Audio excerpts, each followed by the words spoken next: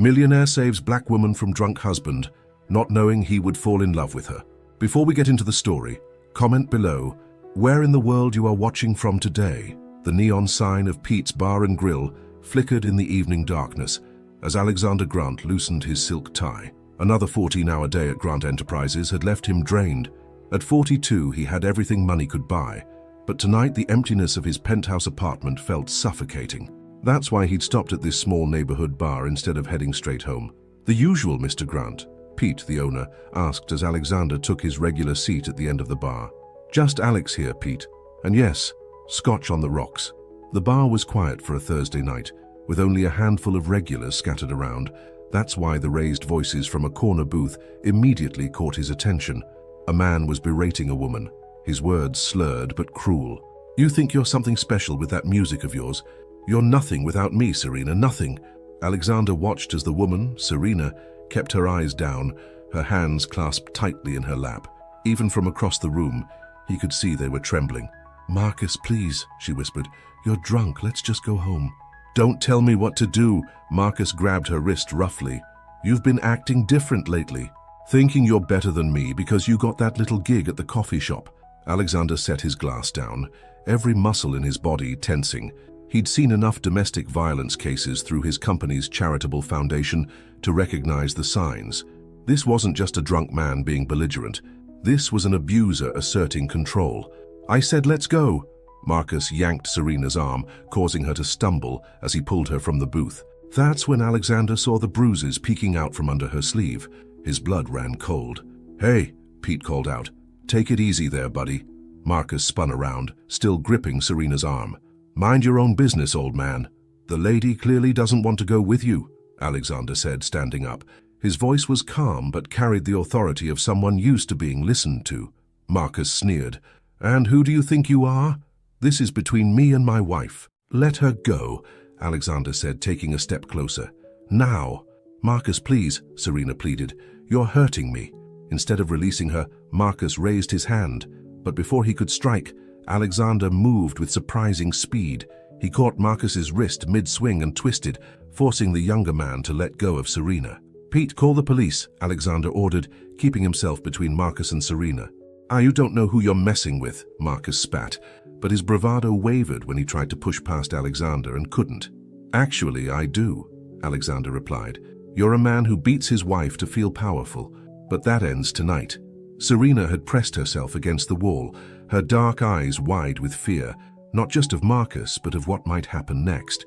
She'd tried to leave before, but Marcus had always found her, and things had gotten worse. "Ma'am," Alexander said softly, not taking his eyes off Marcus. "Are you hurt?" She shook her head slightly, though her wrist was red where Marcus had grabbed her. "The police are on their way," Pete announced. Marcus's face turned ugly. "You'll regret this, Serena, both of you will." "Add that threat to the police report," Alexander said calmly. "I'm sure they'll be interested." The next 20 minutes passed in a blur. The police arrived, took statements, and arrested Marcus for assault and making threats. Alexander noticed how Serena seemed to shrink into herself as she spoke to the female officer, her voice barely above a whisper. When they were finally alone, Alexander approached her carefully. "I have a car waiting outside. I can take you somewhere safe, a friend's house, a hotel, wherever you want to go." Serena wrapped her arms around herself. I don't have anywhere to go. We moved here 6 months ago for Marcus's job. I don't know anyone."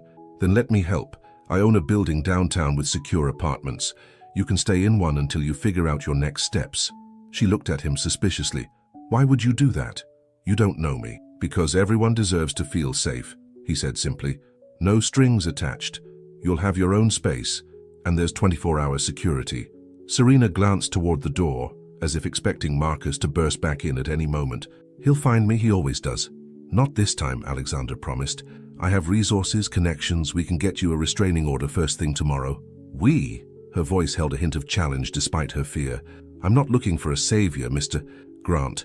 Alexander Grant, and I'm not trying to save you. I'm just offering you a safe place to land while you save yourself." Something in his words must have reached her, because she took a shaky breath and nodded. "One night.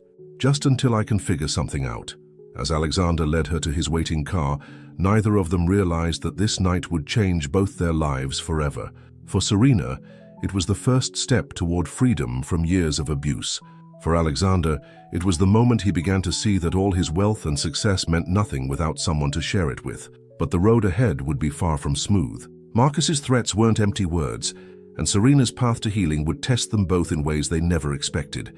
The story that began in Pete's bar was just the first chapter in a journey that would teach them both about trust, redemption, and the kind of love that transforms lives. Pete watched them leave from behind his bar, shaking his head.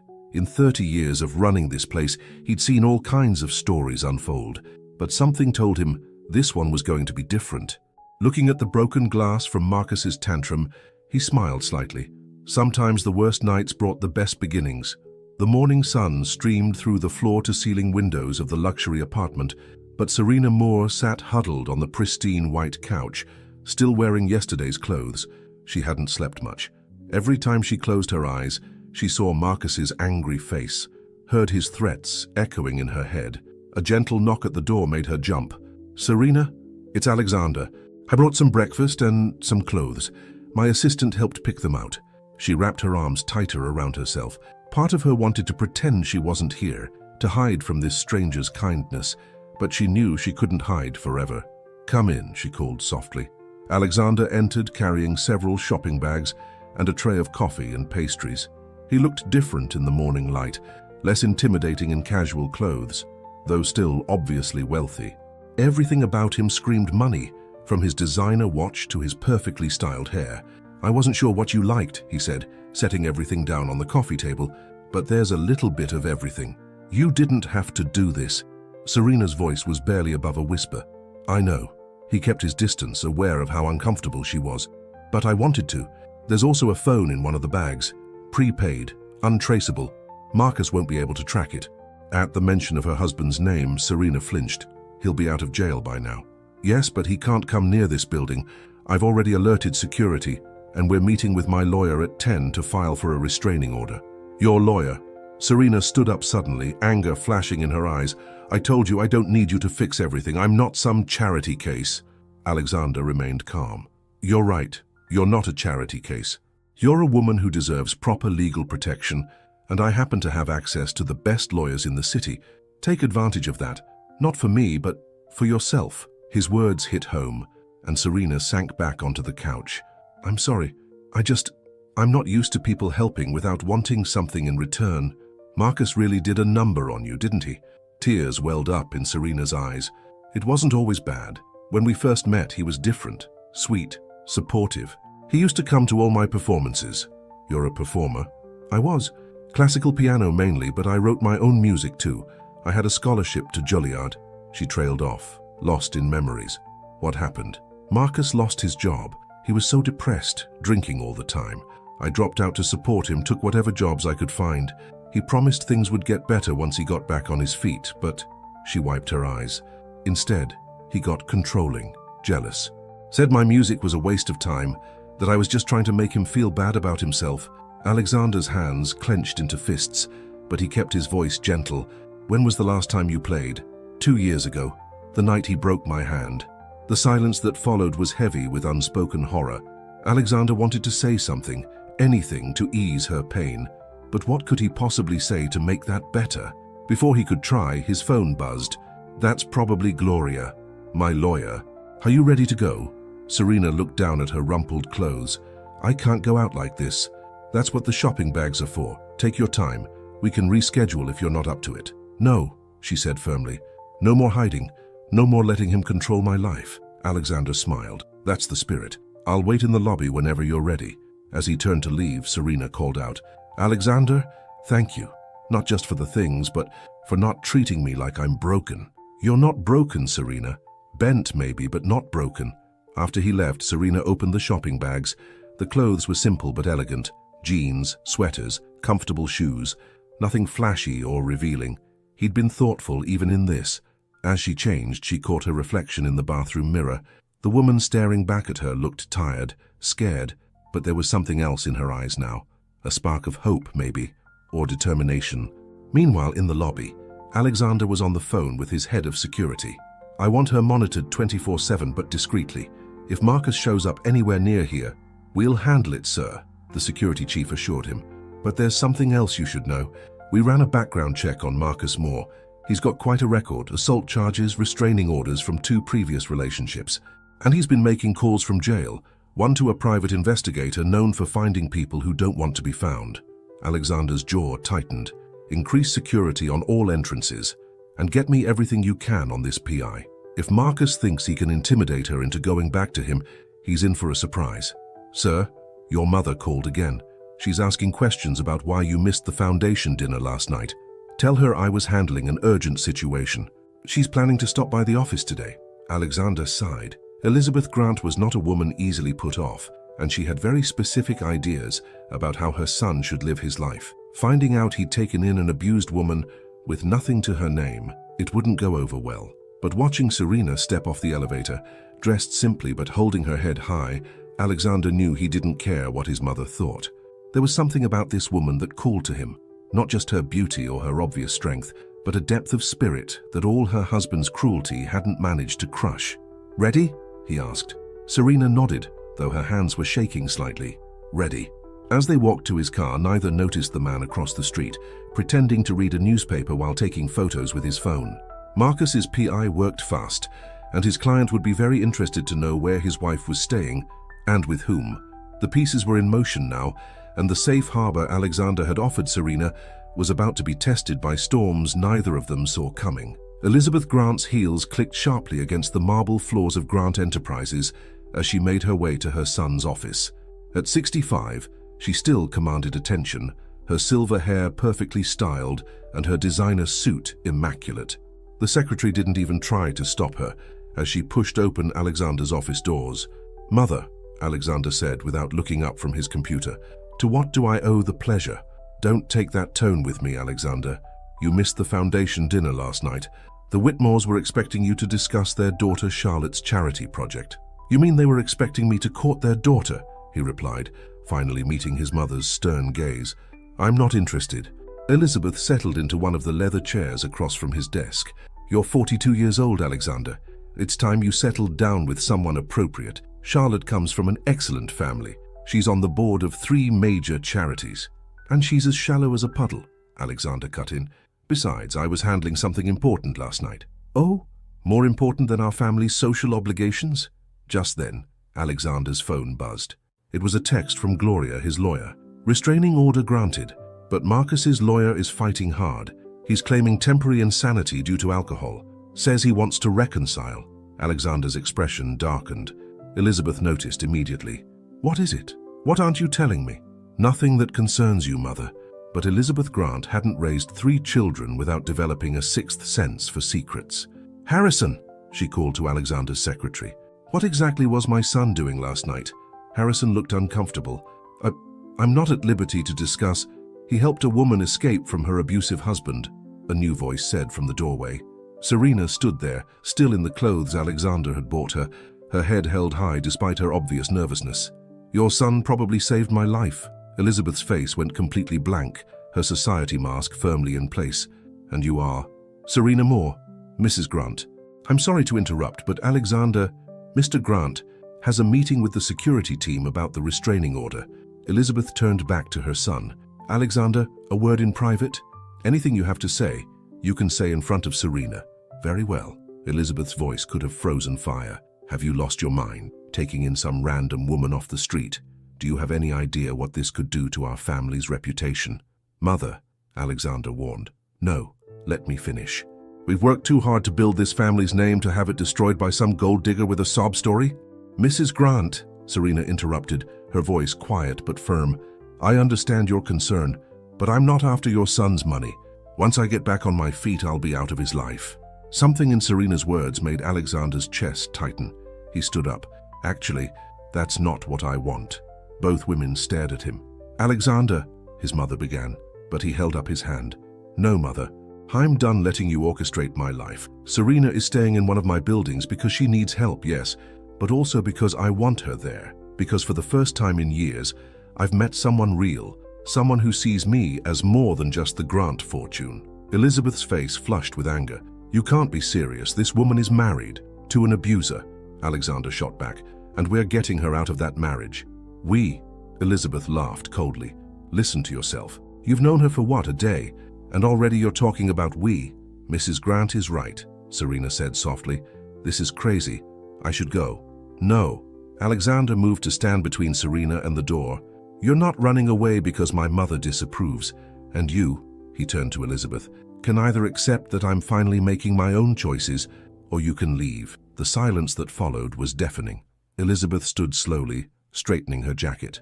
You'll regret this, she said quietly. When she takes you for everything you're worth, remember I warned you.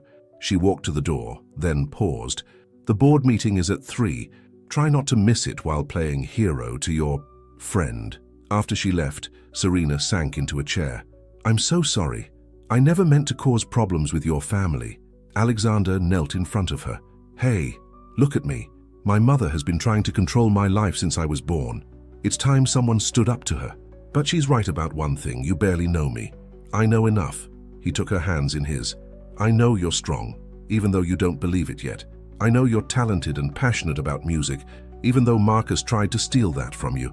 And I know that when you smile, really smile like you did this morning when we won the restraining order, it lights up the whole room.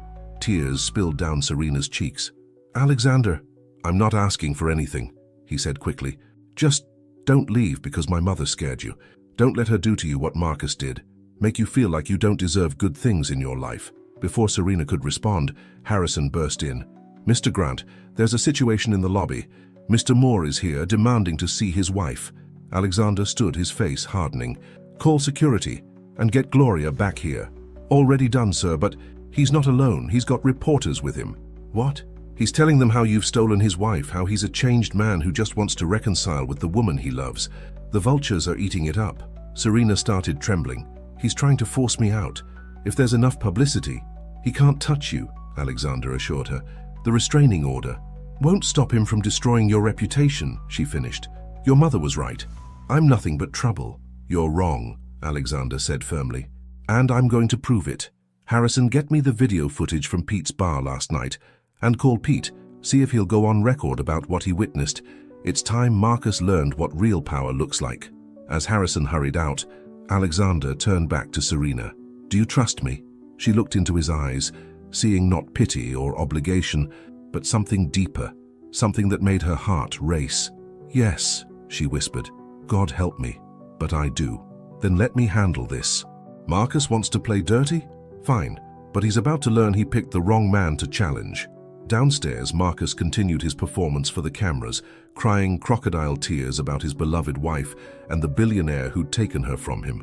But his smug smile faded when he saw Alexander Grant walking toward him, a tablet in his hand and steel in his eyes. The battle for Serena's freedom and heart was about to go public. The afternoon news played on every TV in Grant Enterprises lobby. Marcus Moore's tearful face filled the screens as reporters thrust microphones toward him. I just want my wife back, he sobbed. I've made mistakes, yes, but I'm getting help. Serena is my whole world, and this rich guy just swoops in and tears our marriage apart. Alexander stood at the back of the lobby, tablet in hand, watching the performance with cold anger. Beside him, Gloria, his lawyer, shook her head. He's good, she admitted, playing the reformed husband card, making you look like the wealthy homewrecker. The public loves this kind of story. Show them the video, Serena said quietly.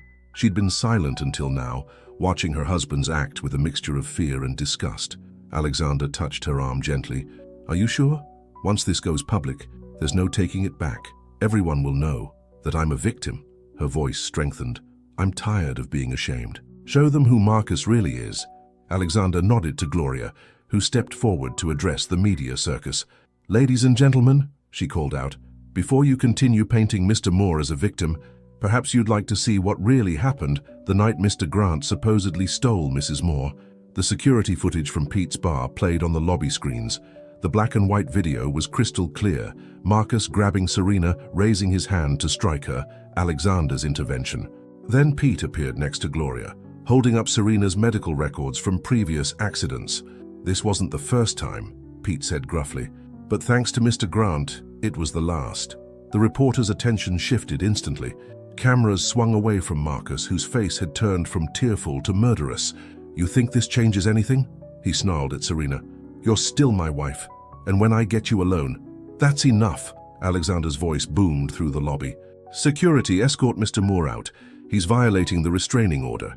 As security guards moved toward Marcus, he pointed at Alexander. "You rich boys think you can take whatever you want, but she'll never love you. She's trash, just like me. That's why we belong together." The guards dragged Marcus out, his threats echoing off the marble walls. Serena swayed slightly, and Alexander steadied her. "Let's get you upstairs," he said softly. In his office, Serena collapsed onto the couch, shaking. "He's right, you know, I am trash. Look at me, hiding in your fancy building, wearing clothes you bought me. Stop." Alexander knelt in front of her. "You want to know what I see when I look at you? I see a survivor. A woman who had the courage to walk away from abuse, to start over with nothing." "I didn't walk away," she whispered. "You rescued me." "No, I just opened a door. You chose to walk through it." He hesitated, then added, "There's something else you should see." He went to his desk and pulled out a folder. Inside was a newspaper clipping from 8 years ago, a review of a piano recital at Juilliard. Serena Moore's performance of Rachmaninoff's Piano Concerto No. 2 brought the audience to tears, he read. Her original composition, Freedom's Dance, reveals a talent that will surely reshape the classical music landscape. Serena stared at him. "How did you—" "I had my people do some research. The woman in this review? That's who you really are, not Marcus's victim, not my mother's worst nightmare. You're an artist, Serena, a brilliant one. I haven't touched a piano in 2 years, she said, but her fingers twitched as if remembering. Alexander stood and held out his hand. "Come with me." He led her through a hidden door in his office into a small room. There, gleaming in the afternoon light, stood a beautiful grand piano. "Sometimes I come here to think," he explained, "but I've never learned to play. It just felt right to have it here." Serena approached the piano slowly, running her fingers along its smooth surface. "I can't." "You can. The door locks from the inside. No one will disturb you. Stay as long as you like." He turned to leave, but her voice stopped him. "Alexander, will you stay? Just for a little while?" He sat in a chair near the window as Serena settled onto the piano bench.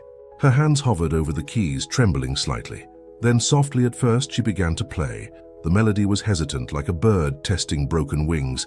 But as her confidence grew, so did the music. Joy and pain, fear and hope. Every emotion she'd buried during her years with Marcus poured out through her fingers. Alexander watched, mesmerized. In that moment, he realized he was falling in love with her. Not because she needed his help, not because she was beautiful, but because her spirit, like her music, was unbreakable. When the last note faded, Serena was crying. But these weren't tears of fear or shame. They were tears of release. "That was beautiful," Alexander said softly. "It's the piece I was working on before." She wiped her eyes. "I never finished it." "You will." He moved to sit beside her on the bench. "When you're ready." Their eyes met, and for a moment the air between them crackled with possibility. But then Serena looked away. "I'm still married," she reminded him, "and after today's media circus, getting a divorce won't be easy. We'll handle it together," he promised, "one day at a time." Outside the sanctuary of the piano room, their problems waited. Marcus's threats, Elizabeth's disapproval, the media's hunger for scandal. But in that moment, with music still echoing in their hearts, none of it seemed insurmountable. What they didn't know was that Marcus had already set his next plan in motion. In a dingy bar across town, he met with a man who specialized in digging up dirt, and if no dirt existed, creating it. "I want everything you can find on Alexander Grant," Marcus said, sliding an envelope full of cash across the table. "Everyone has secrets. Find his." The investigator picked up the envelope, smiling coldly. "Oh, Mr. Grant has secrets, all right, and wait till you hear about his father's death." Elizabeth Grant sat alone in her study, staring at an old photograph of her late husband, Richard. The evening news still played in the background, showing clips of Marcus Moore's public meltdown and the damaging security footage that exposed his true nature. Her cell phone rang, a number she hadn't seen in years. "Detective Morrison," she answered, her voice tight. "I assume this isn't a social call." "Someone's asking questions about Richard's death," the detective said without preamble. "Digging into the old investigation." Elizabeth's hand tightened on her glass of whiskey. "That case was closed 15 years ago. My husband had a heart attack. A lot of things can look like a heart attack, Mrs. Grant. You paid me good money to make sure nobody looked too closely back then. Are you threatening me?" "Warning you, this investigator. He's working for Marcus Moore and he's getting close to the truth." After hanging up, Elizabeth poured herself another drink. She'd buried the truth about Richard's death to protect Alexander, but now that very secret might destroy him.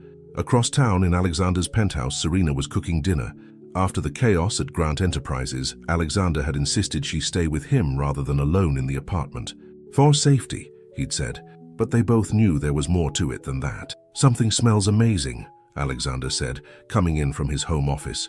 Just pasta, Serena replied, but she smiled. These domestic moments felt dangerous, too comfortable, too right. How's damage control going? Gloria's handling the press. The video from Pete's bar changed the narrative completely.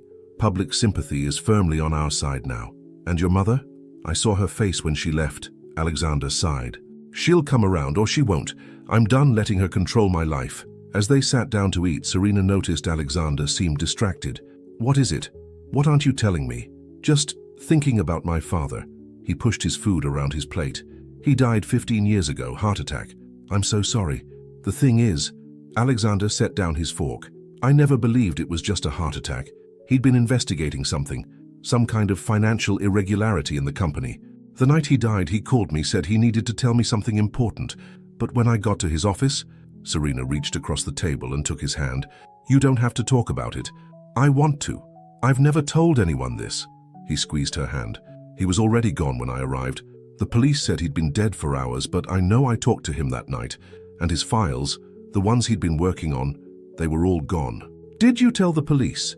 My mother convinced me I was confused, grief-stricken. Maybe she was right, but sometimes I wonder.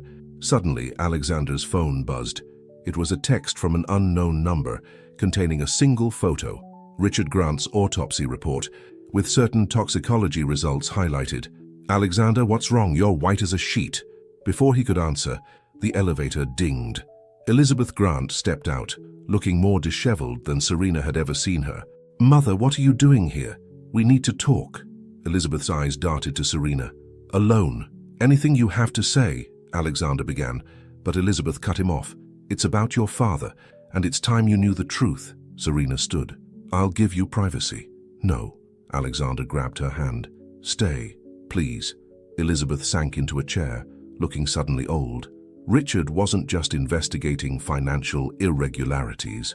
He'd discovered that someone was using Grant Enterprises to launder money for the mob. When he threatened to go public, they killed him. Alexander finished, his voice hollow. No. Elizabeth took a shaky breath. I did. The silence that followed was deafening. Serena felt Alexander's hand tighten painfully around hers. What are you saying? He whispered. I didn't mean to.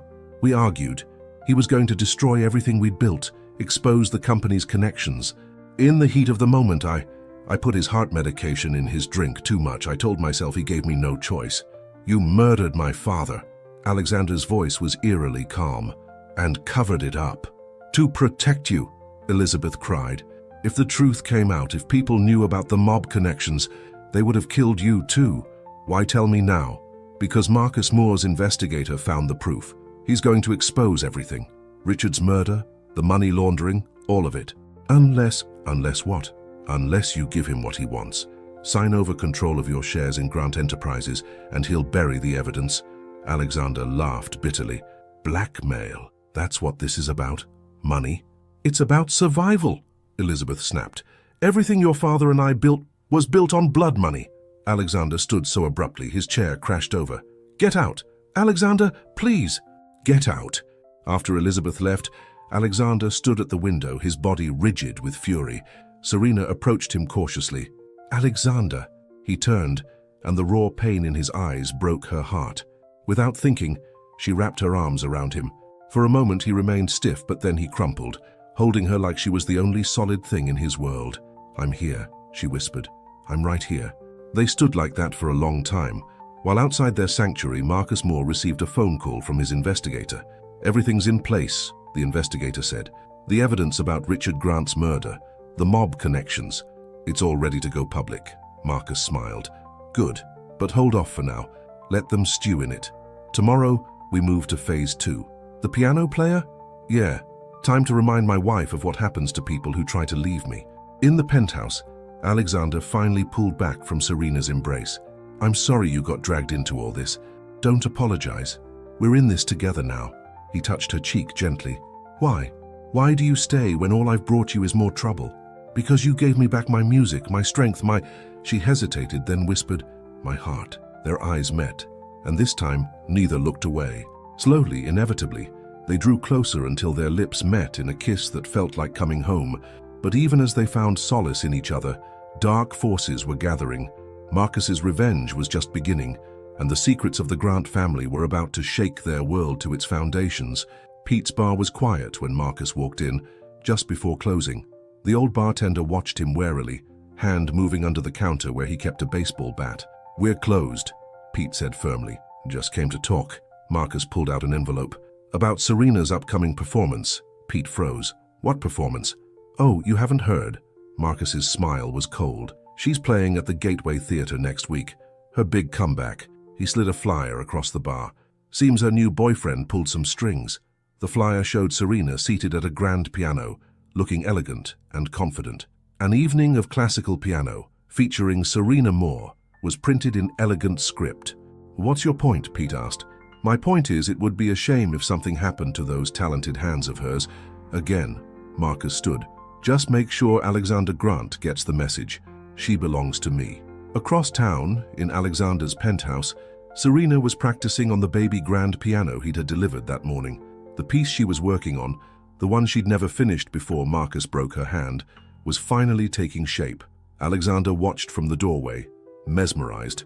In the week since their first kiss, since the revelation about his father's death, they'd grown closer than ever, but they'd also been careful, aware of the complications their relationship posed. That was beautiful, he said when she finished. Serena smiled, but it didn't reach her eyes. I'm terrified about next week. What if I freeze? What if I'm not ready? Hey, he sat beside her on the bench. You're more than ready. This is your chance to reclaim your dream. Our lawyers say Marcus is fighting the divorce harder than ever, after what your mother revealed. Let him fight. The truth about my father changes nothing. We'll face whatever comes together. She turned to face him. Alexander, if the mob connections come out, you could lose everything. The only thing I can't lose is you. He touched her cheek. I love you, Serena. So I know it's complicated. I know the timing is terrible, but she silenced him with a kiss, pouring all her feelings into it. When they finally parted, she whispered, I love you too. The moment was interrupted by Alexander's phone. It was Pete. Marcus was just here, the bartender said without preamble, making threats about Serena's concert. Alexander's jaw tightened. What kind of threats? The kind that end with broken hands. After hanging up, Alexander called his head of security, doubling the protection around Serena. But he didn't tell her about Marcus's threat. She had enough to worry about with the upcoming performance. The next morning, Gloria arrived with news. Marcus filed a new motion. He's claiming temporary insanity due to alcohol addiction at the time of the abuse. If it works, the restraining order could be lifted. He's not insane, Serena said firmly. He's calculating. Every bruise, every broken bone, he knew exactly what he was doing. We'll fight it, Alexander assured her. But there's something else you should know. The media got hold of the story about my father's death. It's going to break tomorrow. Serena grabbed his hand. What are you going to do? The only thing I can do. Tell the truth. All of it. The mob connections. My mother's confession. Everything. The company can burn. His voice was hard. I won't let them use my father's death to control us. Later that day, Elizabeth appeared at Grant Enterprises looking haunted. You can't go public, she pleaded. These people, the ones Richard was investigating, they're still out there, still powerful. Then let them come after me, Alexander said. I'm done living with lies. You don't understand. It's not just about you anymore. Elizabeth pulled out her phone, showing him surveillance photos of Serena at her practice sessions, of her and Alexander together. They sent these this morning. If you talk, Alexander's blood ran cold. I'll handle it. How? These people killed your father. No, Mother, you killed my father. They just gave you the excuse. As Elizabeth left, broken, Alexander made a call. Get me everything you can on the Gateway Theater's security system. And find me someone who knows about the mob's operations 15 years ago, someone who can prove what my father found. That night, as Serena practiced, Alexander paced in his office. The pieces were falling into place. Marcus's threats, the mob's warning, his mother's guilt. It was all connected. His phone buzzed, an email from his investigator.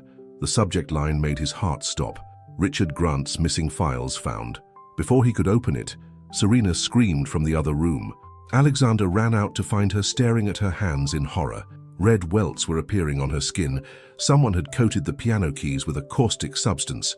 "It burns," she whimpered as Alexander rushed her to the sink, running cool water over her hands. On the piano, a note was propped against the music stand. "Final warning. Walk away, or next time it won't just be a chemical burn." As Alexander held Serena, watching her hands redden and blister, rage unlike anything he'd ever known coursed through him. They'd tried to take his father's truth from him. Now they were trying to take Serena's music, her dream, her future. It ended tonight. He made one final call. "Pete, remember that favor you said you owed me? I need it now, and bring that baseball bat." The emergency room lights cast harsh shadows as doctors examined Serena's hands. The chemical burns weren't severe enough to cause permanent damage, but the concert would have to be postponed. Alexander paced the waiting room, his face dark with fury. "Mr. Grant," Pete arrived, looking worried. "Got your message. How is she?" "She'll recover, but this ends tonight." Alexander led Pete to a quiet corner. "I need to know everything about Marcus's contacts, who he meets with, where they gather. There's this place called the Red Door, private club downtown. He's been meeting some dangerous-looking guys there. One of them..." Pete hesitated. "What?" "I recognized him from years back. Vincent Calabresi. He used to come to my bar when your father was investigating the mob." Alexander's jaw tightened. "So that's the connection. Marcus isn't just working with a private investigator. He's working with the same people who wanted my father dead. These aren't people you want to mess with, Alex. They messed with Serena. That makes it my fight." Just then, Alexander's phone buzzed. The email about his father's files had attachments, financial records, photographs, names, everything Richard Grant had discovered about the mob's infiltration of his company.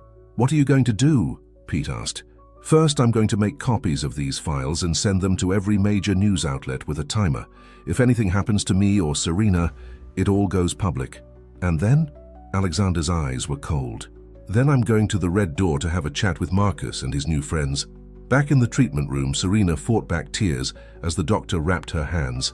"Will I be able to play again?" "The burns are superficial," the doctor assured her. "With proper treatment, you should regain full mobility in a few days." Alexander came in just as the doctor left. Seeing Serena's bandaged hands, his expression darkened further. "This isn't your fault," she said softly. "I should have seen it coming. After Pete's warning..." "What warning?" Alexander sighed. "Marcus threatened you at the bar, said something would happen to your hands before the concert. Why didn't you tell me?" "I didn't want to worry you. I thought I could protect you." Serena struggled to sit up. "Alexander, you can't keep things from me. We're supposed to be partners." "You're right. I'm sorry." He sat beside her bed. "There's something else you need to know. Marcus is working with the mob, the same people who wanted my father dead." "Oh God." Serena's face paled. "Alexander, these people are killers." "I know. That's why I'm ending this tonight." She grabbed his arm with bandaged hands. "What are you planning?" "Trust me," he said, kissing her forehead. "Just focus on getting better." But as he turned to leave, Serena called out, "Alexander, promise me you won't do anything stupid." He managed a smile. "Define stupid." Before she could respond, Elizabeth Grant burst into the room. "Thank God you're both here," she said, breathless. "Vincent Calabresi's men, they're on their way. Someone leaked that you found Richard's files." Alexander cursed. "How long?" "Minutes, maybe less. We need to get out of here." "No." Alexander's voice was firm. "I'm done running. Mother, get Serena somewhere safe. I'm going to the Red Door." "It's a trap," Elizabeth protested. "Obviously. But I'm done letting them hurt the people I love." He turned to Serena. "I love you, remember that." Before anyone could stop him, he was gone. The Red Door was housed in an old warehouse by the docks. As Alexander approached, he saw Marcus's car parked outside. Everything in him wanted to burst in, to make Marcus pay for hurting Serena, but his father had taught him to think strategically. He pulled out his phone and pressed send. Instantly, Richard Grant's files began uploading to news servers across the country. Inside, Marcus sat with Vincent Calabresi and his men, celebrating their victory. "The piano bitch won't be playing anything for a while," Marcus laughed. "And once Grant sees what we can do, he'll sign over everything to save her." "You're wrong." They all turned to see Alexander standing in the doorway. Well, Calabresi smiled coldly. "The prodigal son? Come to negotiate? No. Alexander held up his phone. Come to show you what checkmate looks like. He played the video security footage from 15 years ago, showing Calabrese entering Richard Grant's office the night he died. My father wasn't just investigating your money laundering, Alexander said quietly. He was wearing a wire.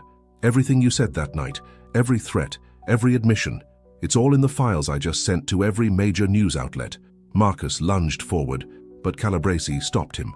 You're bluffing, the mob boss said. Check your phone, the story's already breaking. As if on cue, their phones began buzzing with news alerts. Calabrese's face turned ashen as he read the headlines. Kill him, he ordered. But before his men could move, the doors burst open. Pete stood there with his baseball bat, and behind him a full SWAT team. Federal agents, everyone on the ground. In the chaos that followed, Marcus tried to slip away. Alexander caught him near the back door. This is for Serena, he said, and threw a punch that sent Marcus sprawling. Hours later, in a safe house across town, Serena paced anxiously. Elizabeth watched her with growing respect. He'll be okay, the older woman said softly. Alexander is stronger than I ever gave him credit for. He's the strongest man I've ever known, Serena replied, and the kindest. The door opened, and Alexander walked in, looking battered but triumphant. It's over, he said simply. Serena ran to him, careful of her bandaged hands as she hugged him. Calabrese and his men are in custody, he continued, and Marcus, let's just say he won't be fighting the divorce anymore. The company, Elizabeth asked quietly, will need new leadership, someone who'll run it honestly. He looked at his mother, someone who wants to make amends for past mistakes. Elizabeth's eyes filled with tears. You'd trust me? After everything? Dad would want the company to stay in the family. But no more secrets, no more lies. Serena touched his face gently. What about us? Alexander smiled. Well, once your hands heal, you have a concert to reschedule. And I was thinking, yes, maybe we could add a wedding to the program. 3 weeks after the showdown at the Red Door, Serena sat at the piano in Alexander's penthouse, slowly flexing her healed hands. The morning sunlight streamed through the windows, catching the diamond ring on her finger. Take it slow, Alexander said from the doorway. The doctor said not to push too hard. I'm not pushing, I'm preparing. She smiled at him. The concert's in 2 weeks, and now we have a wedding to plan too. He came to sit beside her on the bench. About that, are you sure you want to do both? The concert and the wedding? No one would blame you for wanting to wait. I'm done waiting. Her voice was firm. Marcus took enough of my life. I won't let him take one more day. The divorce had been finalized yesterday. Marcus, facing federal charges for his connection to the mob, had signed the papers without protest. He'd lost everything, including his freedom. Have you seen the morning papers? Alexander asked. Serena nodded. The headlines were everywhere. Grant Enterprises announces new leadership. Elizabeth Grant returns as CEO. The sub-headline read, Company pledges full cooperation with federal investigation into past mob ties. How's your mother handling it? Better than I expected. The board trusts her. She knows the company better than anyone, and she's determined to make things right. The elevator dinged, and Elizabeth herself stepped out, carrying a large box. I hope I'm not interrupting, she said hesitantly. Their relationship was still healing, but Elizabeth had shown genuine remorse for her past actions. I found something in the storage room at the mansion. I thought Serena might want to see it. Inside the box was a wedding dress, elegant, classic, with delicate pearl beading. It was my grandmother's, Elizabeth explained, and mine. I know you'll want to choose your own, but I thought, Serena touched the fabric gently. It's beautiful. Like you said that first day in Alexander's office. You're not after our money. You've proved that 1,000 times over. Elizabeth's eyes were bright with tears. I would be honored if you'd consider wearing it. Alexander watched the two women he loved most in the world share this moment, his heart full. But there was one more surprise he hadn't told either of them about. Actually, he said, there's something else you should see. He led them to his car, refusing to say where they were going. 20 minutes later, they pulled up in front of the Gateway Theater. The concert venue? Serena asked, confused. Not just the concert venue. He helped her out of the car. Come on. Inside, the theater was being transformed. White flowers and twinkling lights decorated the aisles. On stage, a grand piano gleamed under the spotlight.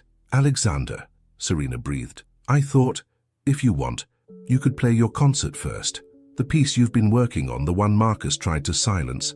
And then, He gestured to the decorated theater. "We could have the wedding right here. Music and love combined in one perfect evening." Tears spilled down Serena's cheeks.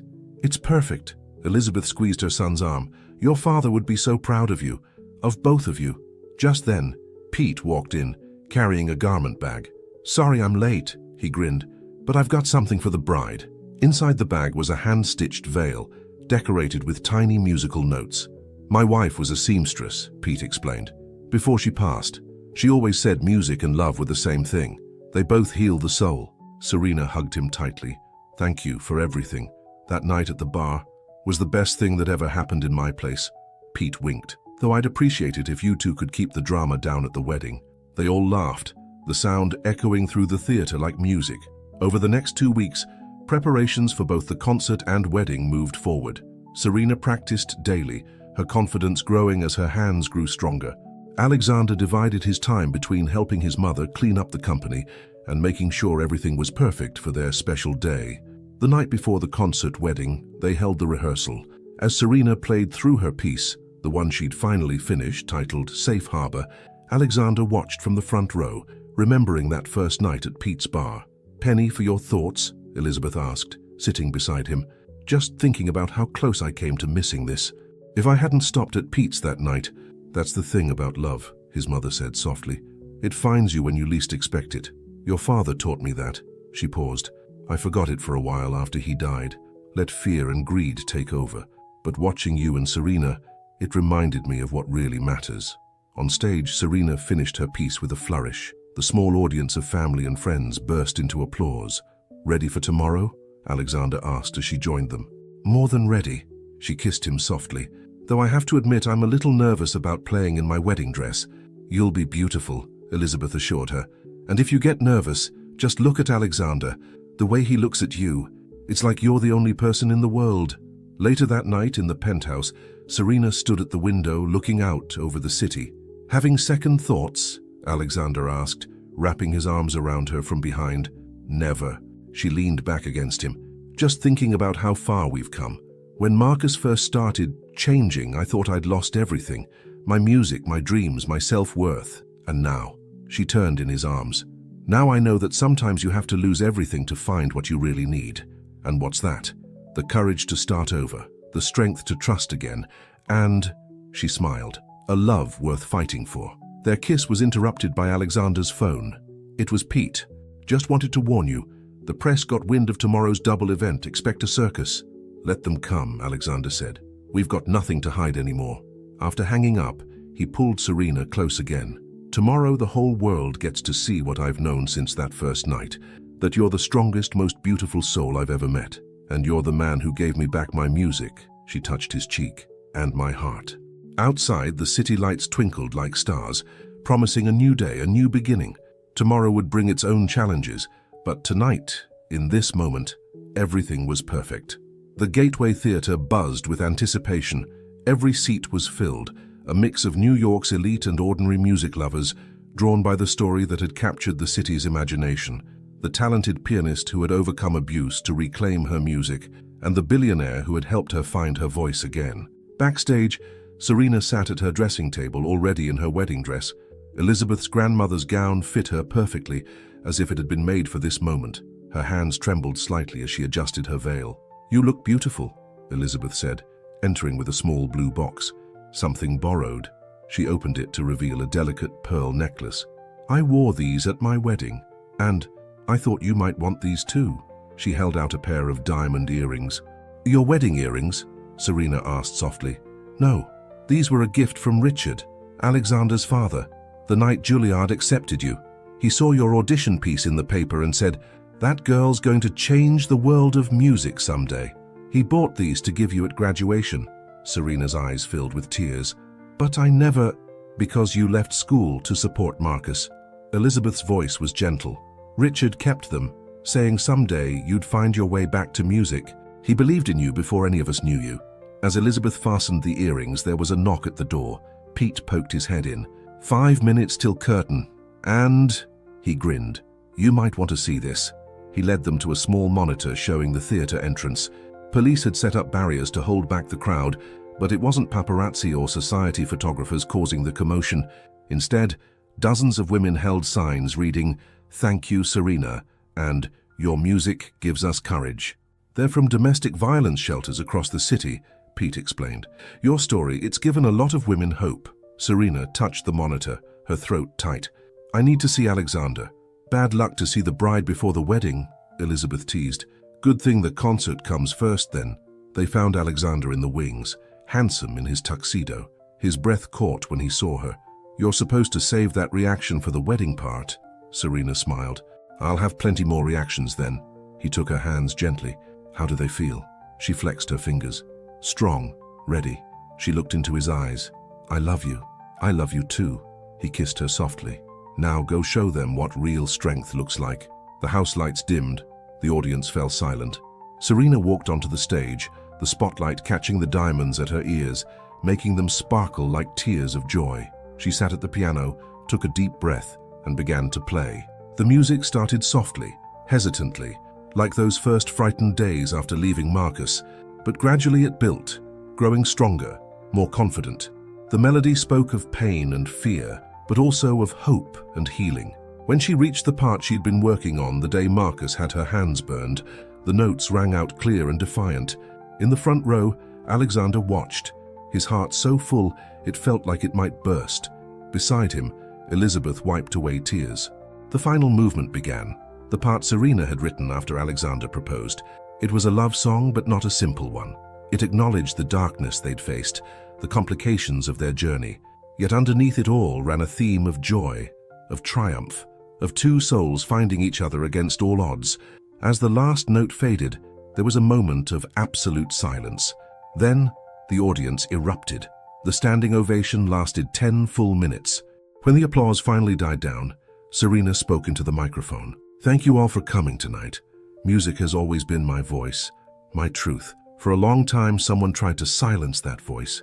But love," she looked at Alexander, "real love, gives us the strength to sing again." She gestured to the back of the theater where ushers were opening the doors.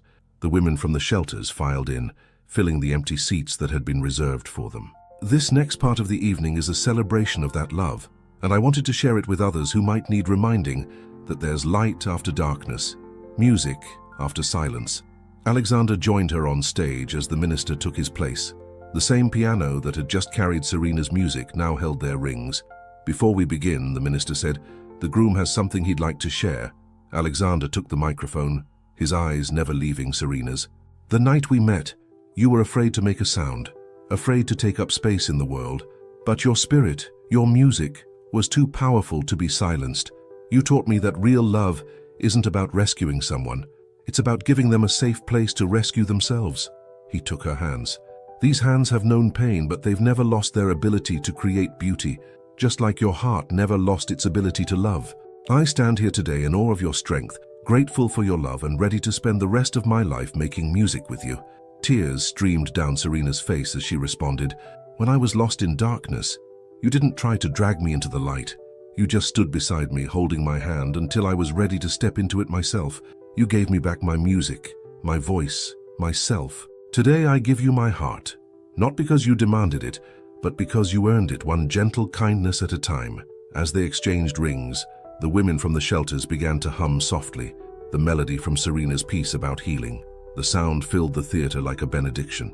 "By the power vested in me," the minister said, "I now pronounce you husband and wife." Their kiss was accompanied by both applause and music, a perfect harmony of love and art, just as their lives would be. But at the back of the theater, unnoticed by the celebrating crowd, a figure slipped out into the night. In prison, Marcus had found religion, or so he claimed. His parole hearing was coming up, and he had plans of his own for the happy couple. 6 months after the wedding, Serena Grant sat in the visitor's room of Riverside Correctional Facility. Her hands, once broken by the man sitting across from her, now moved confidently as she pushed a document across the table. "What's this?" Marcus asked, his prison jumpsuit a stark contrast to his formerly polished appearance. "Permission to use your story, our story, in my outreach program for domestic violence survivors." Serena's voice was calm, strong. "I'm opening a music therapy center for abuse survivors. Your signature acknowledges your crimes and releases your rights to the story." Marcus leaned back. And why would I do that? Because you've been telling everyone how prison changed you, how you found God. Well, here's your chance to prove it, to help make amends for what you did. You seem different, he observed. Stronger. I always was strong. I just forgot for a while. She stood. Sign or don't sign. Either way, I'm done letting you have any power over my life. As she turned to leave, Marcus called out, I am sorry, you know, for everything. Serena paused at the door. I know. That's why I'm giving you this chance to do something good. Don't waste it. Outside, Alexander waited by the car. You okay? She showed him Marcus's signature on the document.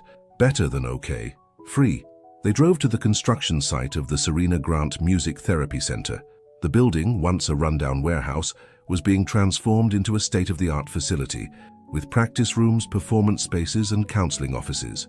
Elizabeth was there, reviewing plans with the contractors. Since taking back control of Grant Enterprises, she dedicated a significant portion of the company's charitable foundation to supporting domestic violence survivors. How did it go? She asked, hugging Serena. He signed, though I think he was more surprised that I wasn't afraid of him anymore. Why would you be? Pete called out, approaching with coffee for everyone. The old bartender had become the center's head of security. You've got an army behind you now. Inside the building, workers were installing a wall of photographs, images of women who had escaped abuse and rebuilt their lives. In the center was a picture from Serena's wedding day, her hands on the piano keys, her face radiant with joy. The first group starts next week, Serena said, reviewing her schedule. 10 women, all starting over, just like I did. Speaking of new beginnings, Alexander wrapped his arms around her from behind, resting his hands on her slightly rounded belly. Should we tell them? Elizabeth's eyes widened. Are you? Serena nodded, glowing. 3 months. We wanted to wait until after the first trimester to announce it. A baby, Pete exclaimed. Well, this calls for a celebration. Non-alcoholic, of course, he added with a wink. Later that evening at their penthouse, Serena played the piano while Alexander listened from his favorite spot by the window. The piece was new, a lullaby for their unborn child. I've been thinking about names, she said, still playing softly. Oh, if it's a girl, as how about Hope? Alexander smiled. And if it's a boy? Richard. She met his eyes.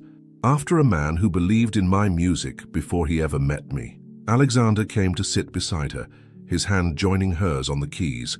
Together they played the simple melody of the lullaby. You know, he said, when I walked into Pete's bar that night, I thought I had everything figured out. Success, wealth, status, I thought that was all that mattered.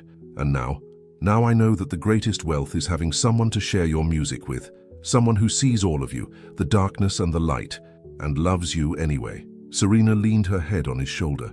We should invite Pete's Thursday night regulars to the center's opening.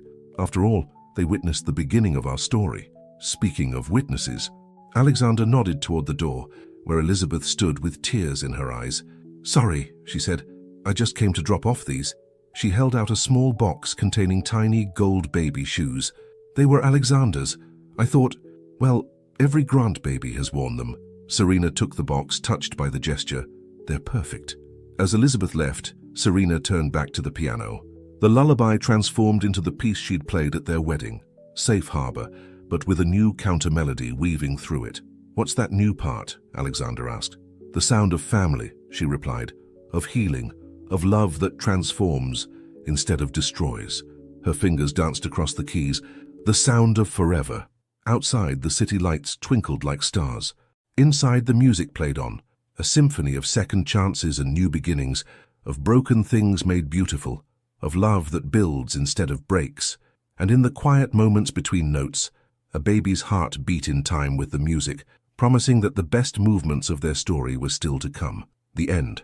Room for one more begins when small-town librarian Callie Monroe, exhausted from travel, accidentally falls asleep in the wrong hotel suite, only to wake in the bed of Charleston's most eligible and guarded millionaire. But was it really just a mistake or a twist of fate? Before we get into the story, comment below where in the world you are watching from today. Callie Monroe rubbed her tired eyes as she dragged her suitcase through the ornate lobby of the Charleston Grand, a boutique hotel that screamed luxury from every polished surface. At 40, she was too old for red-eye flights, but it had been the only affordable option to make it in time for her niece's wedding. Welcome to the Charleston Grand, How may I help you? The young man at the reception desk barely looked up from his computer. Checking in. Callie Monroe. My sister made the reservation, she said, tucking a strand of chestnut hair behind her ear. The clerk typed rapidly. Ah, yes, Ms. Monroe. Your sister upgraded you to one of our premium suites. He slid a keycard across the marble counter. Room 512. Elevators are to your right. Thank you, Callie mumbled, too exhausted to appreciate the upgrade. After a flight delay, a missing luggage scare and a rental car mix-up that took 2 hours to sort out, all she wanted was sleep. The elevator doors opened to a hallway with plush carpet that muffled her footsteps. Following the signs, she found room 512 and slid the keycard. The green light flashed, and she pushed open the door. The suite was beautiful, elegant without being stuffy, with warm lighting that made the cream-colored walls glow. A huge bed dominated the space, covered in what looked like the softest sheets she'd ever seen. A chocolate sat on each pillow. Well, Jenny really went all out, Callie muttered to herself, dropping her bag by the door. She kicked off her shoes and didn't even bother changing out of her travel clothes. The call of that bed was too strong after 3 hours of fitful airplane sleep. She curled up on top of the covers, pulled a throw blanket over her shoulders, and was asleep within minutes. Grayson Fox loosened his tie as he entered his private suite at the Charleston Grand. At 46, he'd built one of the most successful real estate development companies in the Southeast, but days like today made him question if it was worth the hassle. The dinner with investors had run late, and all he wanted was a shower and sleep. He frowned when he saw the "Do Not Disturb" sign hanging on his door. He hadn't put it there. Using his master keycard, he entered quietly, wondering if his assistant had arranged some kind of surprise meeting. The main living area was empty, but as he approached the bedroom, he stopped short. There, curled up on his bed, was a woman he'd never seen before, fast asleep. Her chestnut hair was spread across his pillow, and she'd managed to wrap herself in the throw blanket while simultaneously pushing all the covers to one side. Grayson stood frozen, trying to make sense of the situation. Had his assistant double-booked the suite? Was this some elaborate scheme by a fan or gold digger? But as he watched her sleep, something told him this wasn't planned. The woman looked genuinely exhausted, her face relaxed in deep slumber. She murmured something that sounded like peach cobbler and pulled the blanket tighter. Despite the strange situation, Grayson found himself smiling. He could wake her and sort this out, but something stopped him. Maybe it was the peaceful look on her face, or maybe he was just tired of the predictability of his life. Whatever the reason, he quietly backed out of the room, grabbed a spare blanket from the closet, and made himself comfortable in the guest bedroom. "Whoever you are," he whispered to himself, "you look like you need sleep more than I need answers. Right now." Callie woke to sunlight streaming through partly opened curtains. For a moment she had no idea where she was, then remembered her sister's fancy hotel. She stretched, feeling more rested than she had in months. Then she noticed the breakfast tray on the bedside table. Fresh coffee in a silver pot, pastries and fresh fruit arranged perfectly. Had Jenny arranged this too? And was that wine breathing in a crystal decanter on the desk? She sat up, confused, and that's when she saw him. A man was leaning against the window frame, looking out at the Charleston skyline. Tall, broad-shouldered, with salt and pepper hair that looked artfully tousled. He wore linen pants and a casual button-down shirt with the sleeves rolled up, revealing tanned forearms. He held 2 coffee mugs in his hands. Callie gasped, scrambling backward on the bed. The man turned and Callie's breath caught. He was handsome in that weathered, confident way that only came with age and success. His eyes were kind, with lines at the corners, and his smile was genuine as he looked at her. "You looked like you needed sleep more than answers," he said, his voice deep and warm. "Coffee?" Callie pulled the blanket up to her chin, heart racing. "Who are you? What are you doing in my room?" he chuckled. "Actually, it's my room. I'm Grayson Fox, and you are—" "Your room?" Callie looked around, noticing for the first time the masculine touches she'd missed in her exhaustion. A man's watch on the dresser, a suit jacket draped over a chair. Oh my God. Oh no. I take it you're not a corporate spy or an overzealous fan then, Grayson said, looking amused rather than angry. Callie's cheeks burned with embarrassment. The clerk gave me the wrong room key. It worked. I'm so sorry. I was so tired. I should go. She started to get up, then remembered she was still in yesterday's rumpled clothes. I figured I'd wait and see who fate decided to drop into. My sweet, Grayson said, walking over and setting one of the coffee mugs on the nightstand beside her. I didn't expect a woman who steals all the covers and mumbles in her sleep about peach cobbler. I do not talk in my sleep, Callie protested, then stopped. Do I? Something about your grandmother's recipe being better than Paula Dean's, Grayson confirmed with a twinkle in his eye. Callie covered her face with her hands. This is mortifying. I'm Callie Monroe. My sister booked me a room here for my niece's wedding, room 512. This is room 521. Dyslexic clerk, perhaps? I need to go. Callie scrambled out of bed, looking for her shoes. Hold on, Grayson said, not moving to stop her physically, but something in his gentle tone made her pause. Breakfast is already here. Might as well stay. We can both pretend we're normal people for a morning. Callie hesitated, looking from the tempting breakfast tray to the door. Why aren't you angry? I slept in your bed, and I slept in the guest room. No harm done. He shrugged. Besides, it's the most interesting thing that's happened to me in months.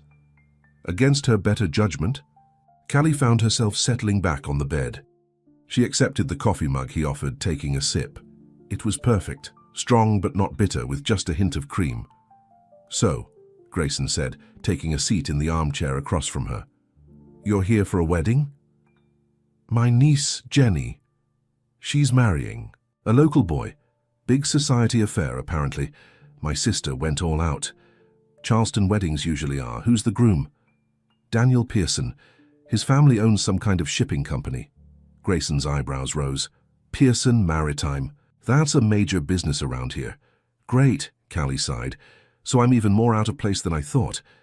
You don't like weddings? Grayson asked, offering her the pastry plate. Callie took a croissant. I like them fine. I'm just not good at the fancy small talk that goes with high society events. My sister Margaret married well. I'm the practical one who stayed home to care for our parents. Sounds like you got the raw end of the deal. I don't regret it, Callie said, surprised by her own honesty with this stranger. They were good people. They deserved someone there for them at the end. Grayson studied her with new interest. What do you do now, Callie Monroe? I manage a small library in Cooperville, Georgia. Nothing exciting. I disagree. Books are magical things, Callie laughed. That's what I tell the kids who come in for story time. And what brought you to Charleston on a red-eye, looking exhausted enough to pass out in a stranger's bed? Budget, Callie admitted. Wedding season means expensive flights. Plus I had to get someone to cover my shifts at the library. Grayson nodded, then surprised her by asking, What did you want to be when you grew up, Callie? The question caught her off guard. That's an odd question for breakfast with a stranger. We're past the stranger stage. You slept in my bed, remember? Callie felt her cheeks warm again, but she found herself answering honestly. I always dreamed of opening a bed and breakfast, something small, just 6 or 7 rooms, where I could cook for the guests and make them feel at home. Why didn't you? Life. My dad had his first stroke when I was 28. Mom developed Alzheimer's a few years later. By the time they were both gone, it seemed too late to start over. It's never too late, Grayson said, his eyes serious now. What about you? Callie asked, eager to change the subject. Were you always destined to be a... She realized she didn't actually know what he did. Real estate developer, Grayson supplied. And no, I wanted to be a chef. Really, you? He laughed at her surprise. Is that so hard to believe? You just seem so... corporate. That's the suit talking. If you'd seen me at 2 in the morning, experimenting with sauces in my kitchen, you'd have a different impression. So why real estate instead of restaurants? Family expectations. The Fox name is old money in Charleston. My father made it clear that culinary school wasn't an option. Grayson's face clouded briefly. I took the path of least resistance. And now? Now I own half of downtown Charleston and eat at 5-star restaurants where chefs create the dishes I once dreamed of making. He smiled, but it didn't reach his eyes. The American dream, right? They ate in comfortable silence for a few minutes. Callie couldn't remember the last time she'd felt so at ease with someone she'd just met. "You know what the strangest part of success is?" Grayson said suddenly. "My money never brought me the one thing I craved: authenticity. Everyone wants something from me. Investors, business partners, women. It's exhausting never knowing if people like you or what you can give them." Callie looked at him over her coffee cup. "That sounds lonely." "It is." Grayson held her gaze. "What about you? Someone special back in Cooperville?" Callie shook her head. "Not for a long time. Small town, small dating pool. I'm tired of pretending." "I'm okay being alone, but I've made peace with it. Have you?" Grayson challenged gently. Before Callie could answer, her phone rang. She fished it out of her pocket. "It's my sister, probably wondering where I am." "You should get that," Callie answered, listening as her sister rapid-fired questions about her arrival. "Yes, I'm here. No, everything's fine. Just a mix-up with the room. I'll meet you for lunch. Yes, I have the dress. Love you too." She hung up and gave Grayson an apologetic look. "I should go. Family obligations." Of course, he stood collecting their empty plates. "Let me walk you to your actual room." "You don't have to. I insist. Charleston hospitality." They gathered her things, and Grayson led her down the hall to room 512. Callie was acutely aware of how different they must look. Her in yesterday's wrinkled clothes, him looking like he stepped out of a luxury catalogue. At her door, Callie turned to thank him, suddenly shy. "Thank you for being so understanding about all this. Most men would have called security. Most women would have screamed when they woke up to find a strange man in their room," Grayson countered with a smile. "It's your room," Callie reminded him. "Details." His smile faded into something more serious. "Tonight, dinner. My room. Yours if you want it. We'll toast to mistaken identities." Callie hesitated. Was he asking her on a date? "I'm not the kind of woman you usually entertain." "Good," he said, his eyes warm. "I'm tired of that kind of woman. I'd rather entertain someone real." Her heart raced, but caution kept her from agreeing immediately. "I'll think about it." Grayson nodded, accepting her hesitation. "Fair enough, the invitation stands." He reached into his pocket and handed her a business card. "My cell is on there. Let me know either way." As she watched him walk away, Callie couldn't help but wonder if she'd just experienced the most bizarre meet-cute in history, or if the universe was playing a cruel joke on a small-town librarian who'd stopped believing in romantic endings. Long ago, she slipped his card into her pocket and entered her real room, already wondering what she might wear to dinner if she found the courage to say yes. "You what?" Margaret Monroe Hayes nearly choked on her iced tea as Callie explained what had happened that morning. They were sitting at an upscale restaurant near the harbor, the kind with white tablecloths and waiters who refilled your water after every sip. "It was an honest mistake," Callie said, fidgeting with her napkin. "The room key worked. How was I supposed to know?" Margaret, 3 years older than Callie and perfectly put together in a designer dress, shook her head. "Only you could accidentally sleep in a stranger's bed and end up with a breakfast date." "It wasn't a date," Callie protested. "It was damage control." "And dinner tonight. Is that damage control too?" Callie hadn't planned to tell her sister about Grayson's invitation, but Margaret had a way of dragging information out of her. "I haven't decided if I'm going." "Callie Monroe, of course you're going." Margaret leaned forward, lowering her voice. "Do you have any idea who Grayson Fox is?"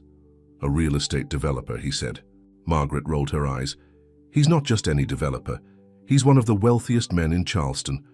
Old family money plus new investments. He's been the city's most eligible bachelor for years." Callie's stomach sank. "Great. Now I really can't go." "What are you talking about? This is the opportunity of a lifetime." "For what? To be his charity project? The sad small-town librarian he took pity on?" Margaret's expression softened. "Is that really how you see yourself?" Callie looked away, watching boats drift by in the harbor. "I'm just being realistic. Men like that don't seriously date women like me. And what kind of woman are you exactly?" "You know what I mean, Meg. I'm 40, I wear sensible shoes, and the most exciting thing that happened to me last month was getting a new coffee maker for the library break room. Margaret reached across the table and took Callie's hand. "You're also smart, kind, and beautiful when you bother to notice. Maybe Grayson Fox saw what I've been telling you for years." Callie squeezed her sister's hand, grateful for the encouragement, even if she didn't fully believe it. "Maybe he's just bored and I'm a novelty. Only one way to find out." Back in her room, her actual room, Callie stared at the contents of her suitcase spread across the bed. Nothing seemed right for dinner with a millionaire. She had packed. For a wedding, not a date with Charleston royalty. Her phone chimed with a text from an unknown number. "Still hoping to see you tonight. Sevens? Grayson."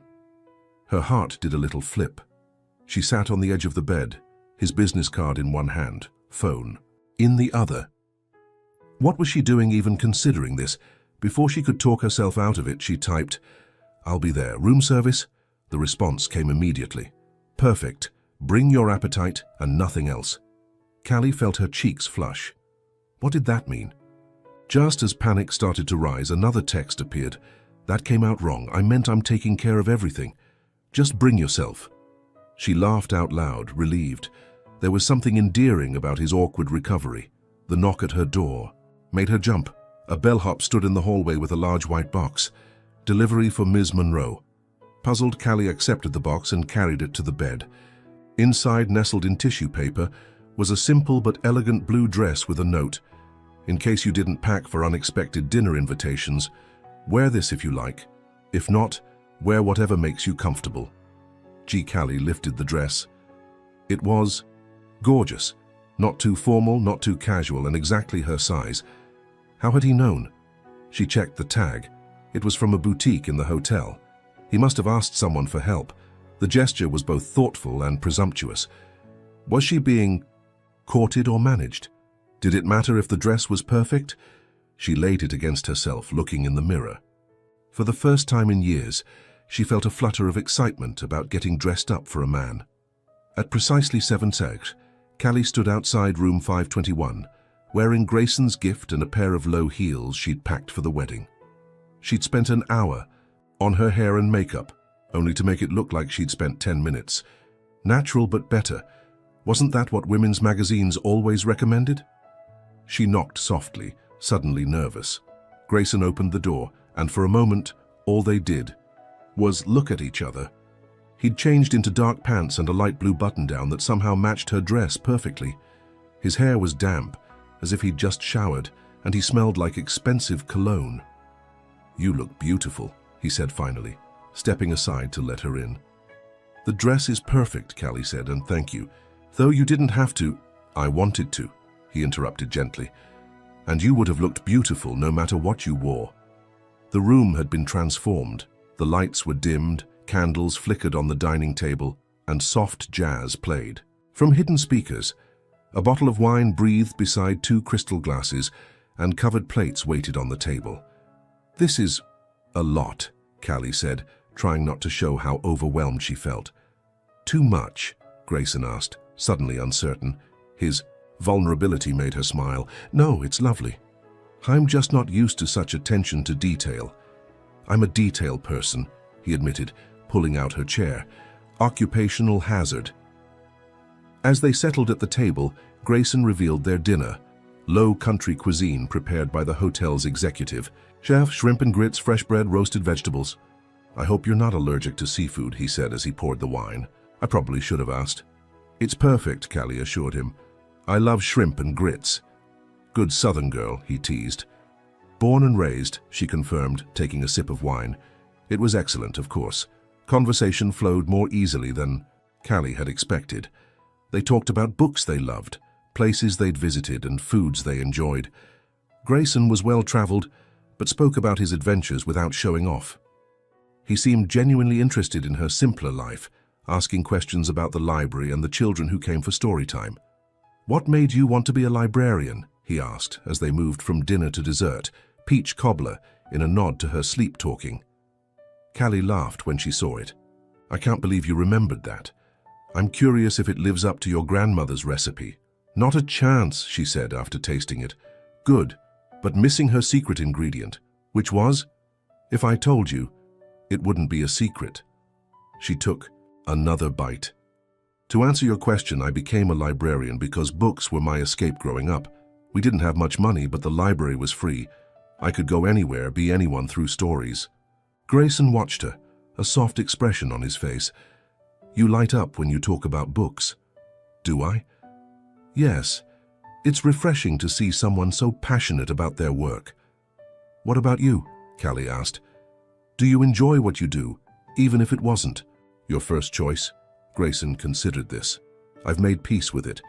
I'm good at it, and I've tried to focus on projects that revitalize neighborhoods rather than just making money. That's admirable. It's practical. Charleston is my home. I want it to thrive. He refilled their wine glasses. But enough about work. Tell me about this bed and breakfast you wanted to open. Callie hesitated, then found herself describing her dream in detail. A Victorian house with wraparound porches, gardens where she'd grow herbs for cooking, rooms named after her favorite literary characters.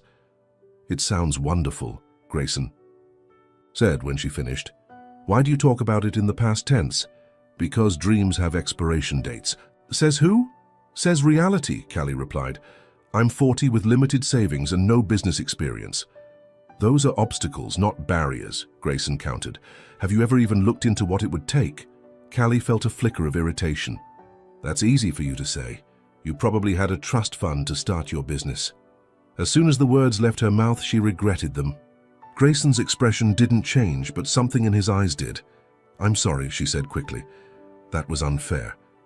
No, you're right, he said quietly. I had advantages most people don't. But that doesn't mean your dream isn't valid, Callie. An uncomfortable silence fell. Callie stared at her wineglass, mentally kicking herself for ruining the mood. Let me ask you something, Grayson said finally. If money wasn't an issue, would you still want that life? Running a B&B, cooking for strangers, being tied to one place? The question caught her off guard. Yes, I think I would. Then it's not a dead dream. It's just waiting. Callie met his gaze, touched by his perspective. You're an optimist. I'm a realist who's seen enough to know that most barriers aren't as solid as they appear. As they finished dessert, the conversation turned to her niece's wedding. Grayson knew the Pearson family and filled her in on some background that Margaret had conveniently left out, including rumors that the bride's father wasn't entirely happy with the match. Drama at a southern wedding.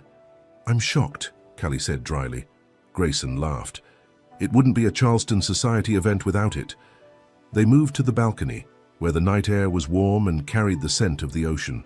The city lights sparkled below them, and the stars twinkled above. It was painfully romantic, and Callie felt a growing sense of surreality. This doesn't feel like my life, she admitted, leaning against the railing. Whose life does it feel like? Grayson asked, standing close but not touching her. Someone more interesting. Someone who deserves this kind of evening. Grayson turned to face her. Has it occurred to you that you might be selling yourself short? It's been suggested, Callie said with a small smile. By people who care about you? My sister, my best friend back home. Smart people then, Grayson said. He reached out slowly and tucked a strand of hair behind her ear. Maybe you should listen to them. The touch of his fingers against her skin sent a shiver through her. It had been so long since a man had touched her with such care, such deliberate tenderness. Why are you doing this? She asked, her voice barely above a whisper. Doing what? This. Dinner, the dress, being so nice to someone who broke into your hotel room. Grayson smiled. You had a key, that's hardly breaking in. You know what I mean. He was quiet for a moment, considering her question. When I woke up this morning, I expected today to be like every other day. Meetings, phone calls, decisions about property I don't care about. Then I found you sleeping in my bed. And suddenly, the day had a question mark. I like question marks, Callie. They're rare in my life. So I'm a novelty, she said, trying not to sound disappointed. You're authentic, he corrected.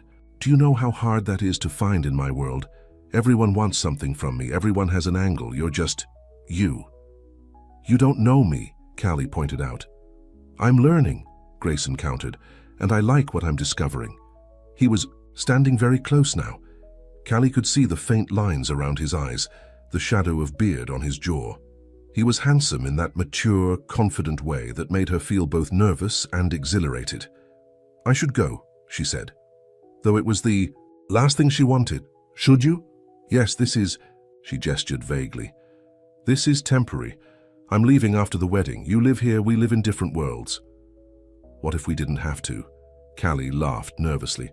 "Now you're being ridiculous." "Am I?" Grayson took her hand, his thumb, brushing across her knuckles. "What if this is the universe giving us both a second chance at something?" "At what?" "At not settling. At taking a risk." His voice dropped lower. "At finding someone who sees us for who we really are." The sincerity in his eyes made her heart race. This was moving too fast, and yet it didn't feel wrong. It felt like catching up to something that should have happened years ago. "I don't know what to say," she admitted. "You don't have to say anything," Grayson replied. "Just don't run away because you're scared this might be real." He was so close now that she could feel the warmth of his breath. It would be so easy to lean in, to let herself be kissed by this man who seemed to see something in her that she'd forgotten was there. Instead, she took a small step back. "I should go. The rehearsal dinner is tomorrow, and I promised Margaret, so I'd help with some things in the morning." Disappointment flickered across Grayson's face, but he nodded. "Of course. Thank you for dinner. It was lovely." "Will I see you again before you leave?" he asked as he walked her to the door. Callie hesitated. "I don't know. The wedding. I could be your +1. When she looked surprised, he added, "The Pearsons always invite me to these things. I usually decline, but for you, I'd make an exception." "I don't have a +1, Callie said. "Budget? Cuts?" Grayson smiled. "I know the groom's family. I'm sure it won't be a problem." At the door, he took her hand again. "Think about it, no pressure." Callie nodded, unable to find the right words. He leaned down and placed a soft kiss on her cheek, his lips warm against her skin. "Good night, Callie Monroe." "Good night," she whispered, and slipped out the door before she could change her mind about leaving. Back in her room, Callie kicked off her shoes and sat on the edge of the bed, replaying the evening in her mind. What was she doing? Getting involved with a man like Grayson? Fox was asking for heartbreak. He lived in a world of wealth and privilege that she could never belong in, and yet he'd made her feel seen in a way no one had in years. Not as a caretaker or a reliable sister or a small-town librarian, but as a woman with dreams and desires, and value. As she got ready for bed, her phone chimed with a text. "In case you were wondering, your grandmother was right. That peach cobbler doesn't hold a candle to what you described in your sleep." Despite herself, Callie smiled. One dinner. Didn't have to mean anything. It could just be a nice memory, a story to tell when she got back home. "Remember that time I accidentally slept in a millionaire's bed?" She slipped under the covers, telling herself it was better this way. Keep it simple, no complications. But as sleep claimed her, she couldn't help but wonder what might happen. If just once, she took a risk on something completely impractical, like falling for a man who lived in a different world. Callie spent the next morning helping her sister with wedding preparations, stuffing welcome bags with Charleston souvenirs, and miniature bottles of champagne. She'd told Margaret about her dinner with Grayson, carefully editing out the more emotional moments. "So he wants to be your date to the wedding?" Margaret asked, tying a ribbon on another bag. "And you said no." "I said I'd think about it," Callie corrected, adding a packet of local cookies to a bag. "What's there to think about? He's handsome, successful, and clearly interested in you. That's exactly the problem. Why would someone like him be interested in someone like me?" Margaret set down her ribbon and faced her sister. "Because you're wonderful, and apparently he's smart enough to see that. Or he's bored and I'm a distraction. Or you've been alone so long you can't recognize genuine interest when you see it." Margaret's tone softened.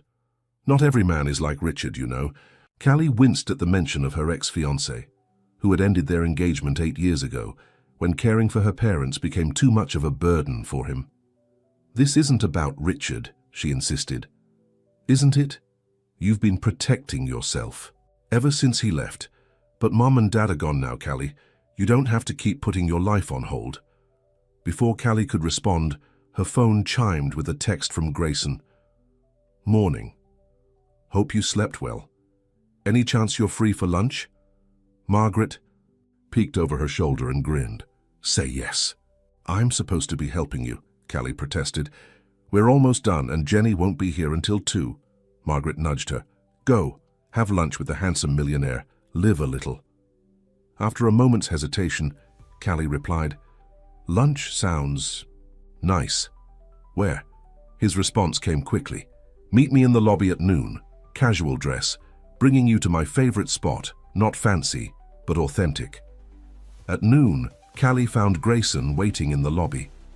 He looked different in casual clothes, jeans, a light cotton shirt, and loafers without socks. More approachable, more real. You look nice, he said, his eyes warm as they took her in.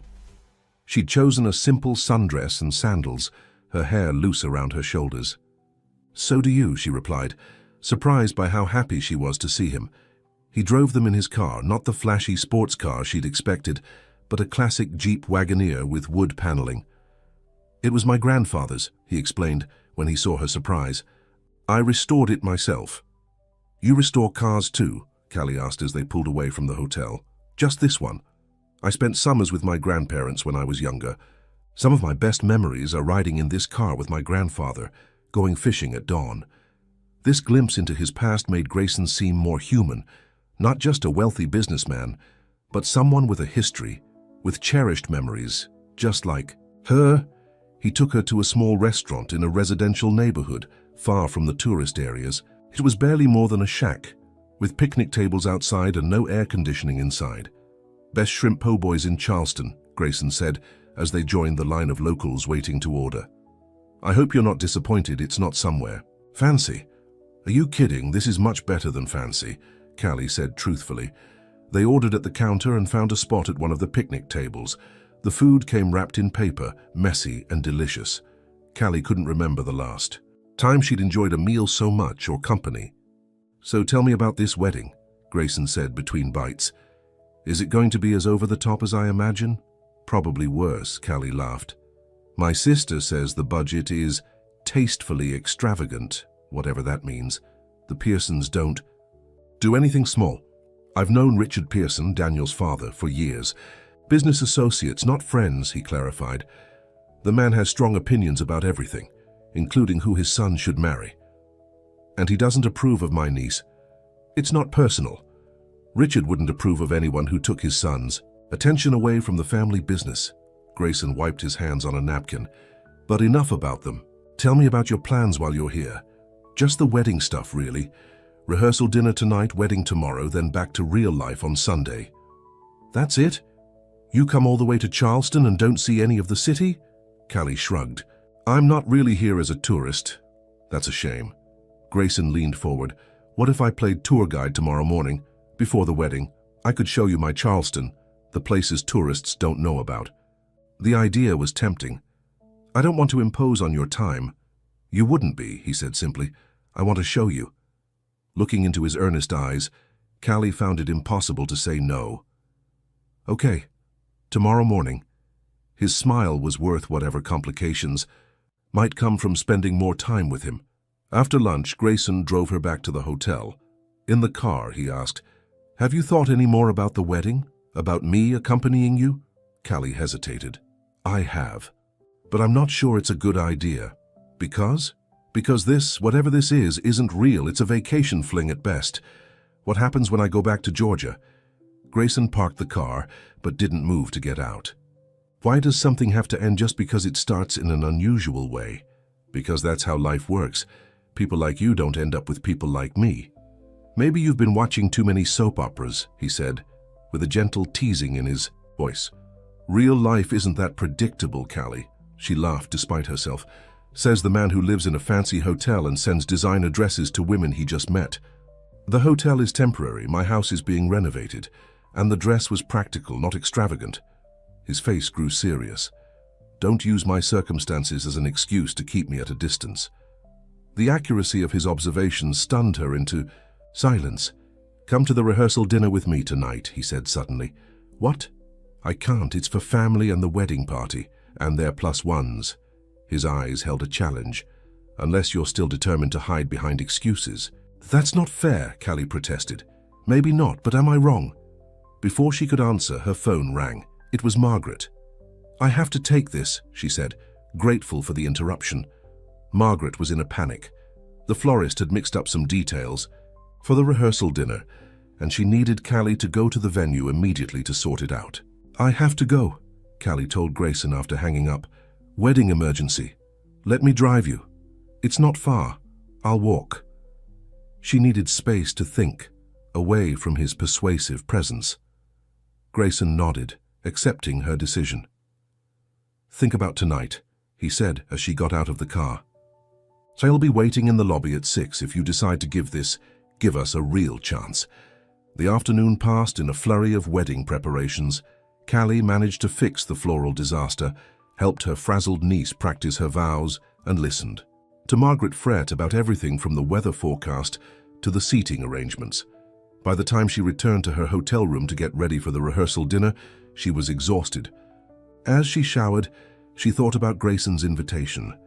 Part of her wanted to accept, the part that had been awakened by his attention, his interest in her as a person, not just a caretaker or reliable shoulder. But another part, the cautious part that had protected her from disappointment for so long, warned her that this was a recipe for heartbreak. Men like Grayson didn't stay interested in women like her. Eventually, the novelty would wear off. As she dried her hair, a knock came at her door. A hotel staff member stood there with another white box. Delivery for Ms. Monroe. Inside was another. Dress this one a deep green that would bring out her eyes. The note read, "No pressure. But if you decide to come, I thought you might like options. Either way, I'll be in the lobby at 6. Callie sat on the bed, the dress in her lap. This man was making it very hard to be practical. Her phone rang. Margaret. Again. "The father of the groom is being difficult," her sister said without preamble. "Apparently he's invited some business associate to the rehearsal dinner without telling anyone, and now we're scrambling to rearrange the seating. Do you have a +1 yet? Because if not, I'm going to have to put you at the cousins' table." Callie closed her eyes. The universe seemed determined to push her toward Grayson. "Actually," she said slowly, "I might have someone." After hanging up, Callie stared at the green dress. It was beautiful, and she knew it would fit perfectly, just like the blue one had. At 5:55, she entered the hotel lobby wearing the green dress and a pair of borrowed earrings from Margaret. Her hair was swept up in a simple but elegant style, and she'd taken more care with her makeup than usual. Grayson was already there, looking devastatingly handsome in a charcoal suit. His face lit up when he saw her, and he crossed the lobby to meet her. "You came," he said, as if he couldn't quite believe it. "I did." Callie smoothed the skirt of the dress. "Thank you for this, it's beautiful." "You're beautiful," he corrected. "The dress is just fabric." Callie blushed. "My sister called. Apparently the father of the groom has invited some business associate to the rehearsal dinner. They need extra bodies to balance the tables." "Ah," Grayson's smile dimmed slightly. "So I'm filling a chair?" "No," Callie said quickly. "You're my +1, if you still want to be." The smile returned, brighter than before. "I do." The rehearsal dinner was held at an upscale restaurant overlooking the harbor. Twinkling lights were strung across the terrace, and flowers adorned every surface. Callie introduced Grayson to her family, trying not to notice how Margaret's eyebrows shot up when she realized who Callie's date was. "Grayson Fox," Margaret whispered when they had a moment alone. "You didn't tell me it was that Grayson. Would it have made a difference?" "Of course not. But still," Margaret looked impressed. "He can't take his eyes off you, you know." Callie glanced across the room where Grayson was chatting with Jenny's fiancé, Daniel. "It's not serious, Meg. Don't make it into something it's not. The man sent you 2 designer dresses in 2 days. He's not looking for casual, sweetie." Before Callie could respond, a commotion at the entrance caught everyone's attention. Richard Pearson, Daniel's father, had arrived with his wife and a business associate in tow. Callie recognized the newcomer immediately, though it had been 8 years since she'd seen him. Richard, a somewhat older man with the same bearing as her date, Who invited Richard Pearson's wife's brother? She heard someone whisper. That's not his brother-in-law, another guest responded. That's Richard Pearson Jr., his older son from his first marriage, the one who moved to Atlanta. Across the room, Grayson had gone very still, his eyes fixed on the newcomer. The temperature in the room seemed to drop several degrees as Richard Jr. spotted Grayson and stopped short. What is he doing here? Richard Jr. demanded loudly, pointing at Grayson. The room fell silent. Daniel stepped forward, confusion on his face. Dad invited him, I think. No, Richard Sr. said, looking equally confused. I didn't invite Fox. All eyes turned to Grayson, who maintained his composure despite the sudden scrutiny. I'm here as Callie Monroe's guest, he said calmly. The aunt of the bride. Richard Jr. let out a harsh laugh. Of course you are, always working an angle. Aren't you, Fox? Callie felt rooted to the spot as tension filled the room. What was happening? How did these men know each other? Margaret appeared at her side. What's going on? She whispered. I have no idea, Callie whispered back. Richard Sr. took control of the situation, stepping between his son and Grayson. This is neither the time nor the place, Richard. We're here to celebrate Daniel and Jenny. Fine, Richard Jr. said, his voice tight. But don't expect me to break bread with the man who stole my wife. A collective gasp went through the room. Callie felt her stomach drop.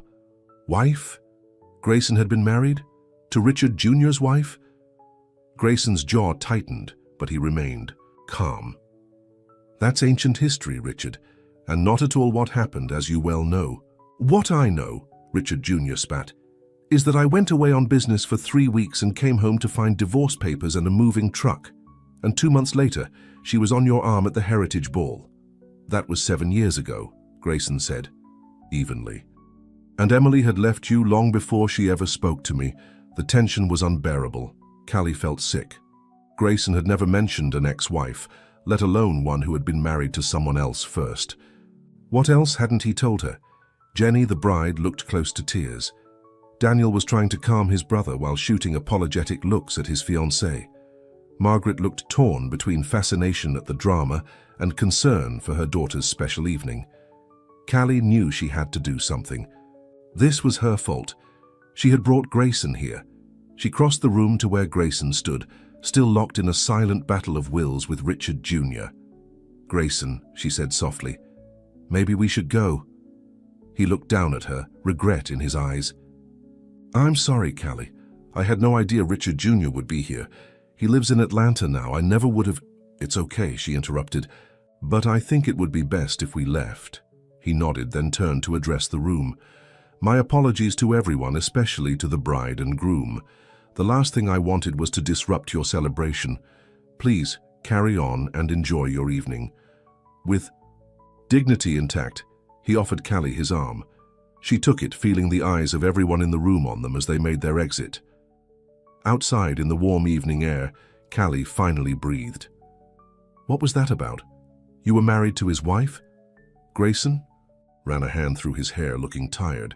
No, not exactly. It's complicated. Uncomplicate it for me, Callie said, stepping away from him.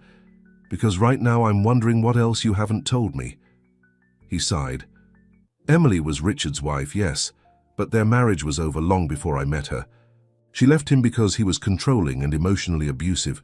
She'd already filed for divorce when we met at a charity function. And you started dating her? Not right away. We became friends. I helped her find a job, get back on her feet. Romance came later after her divorce was finalized, but that's not how he sees it. No, Richard Jr. has always blamed me for the failure of his marriage. It's easier than admitting he drove Emily away himself. Callie studied his face, looking for signs of deception. All she saw was resignation and a touch of sadness. Why didn't you tell me? Because it's not something I talk about casually.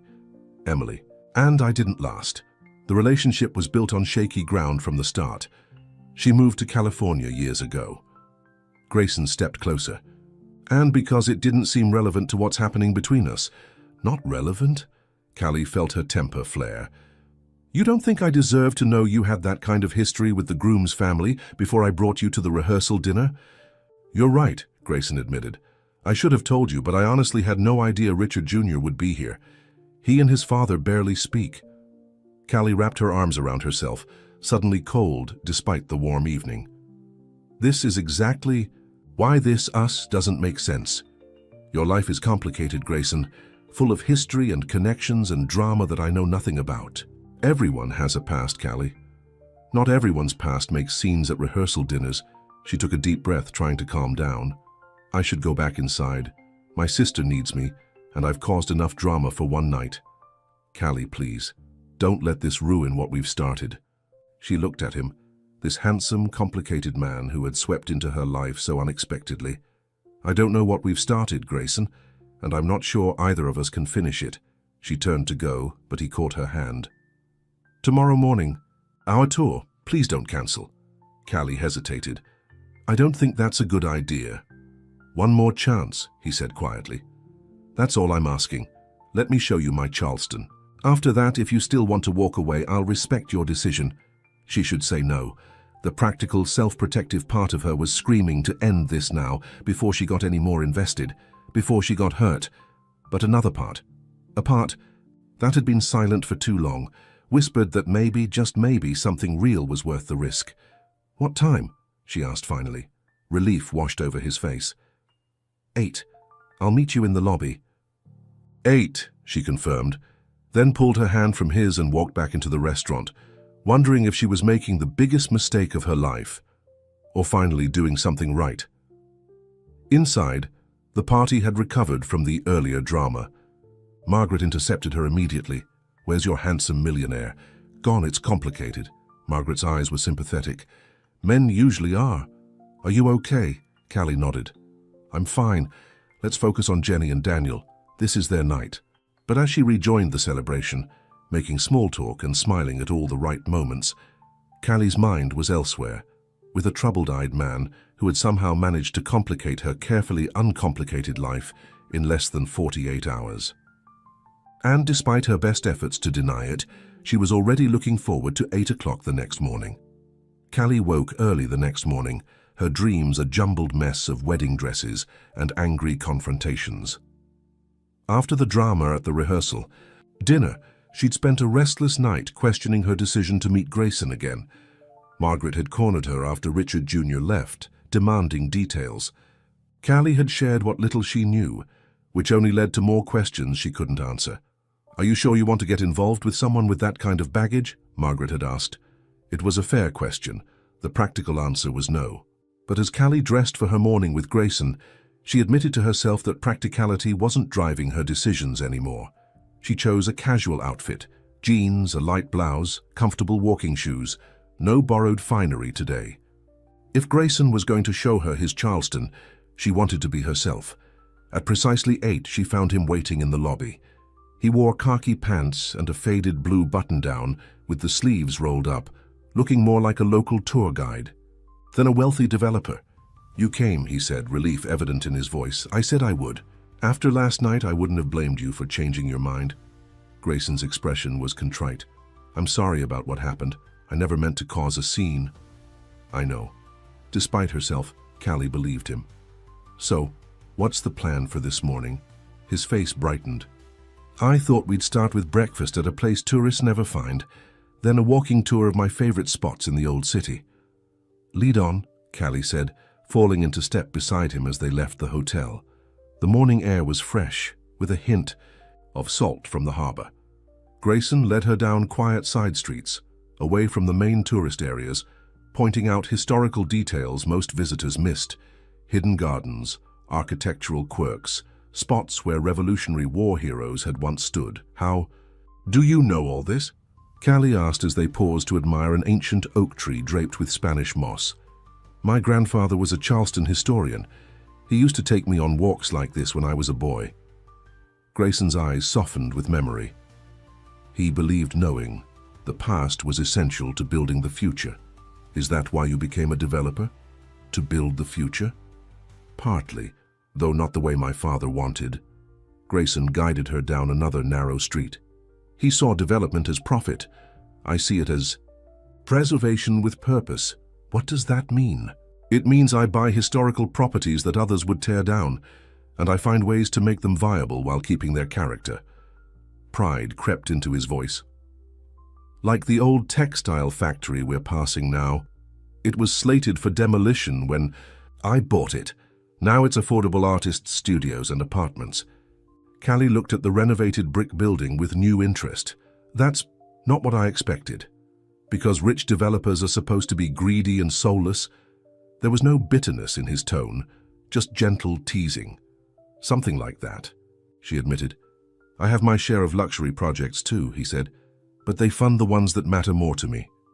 They stopped at a tiny cafe tucked away on a residential corner. The elderly woman behind the counter greeted Grayson by name and insisted on making their breakfast herself. They sat at a small table by the window, eating the best biscuits Callie had ever tasted and drinking coffee from mismatched mugs. Mrs.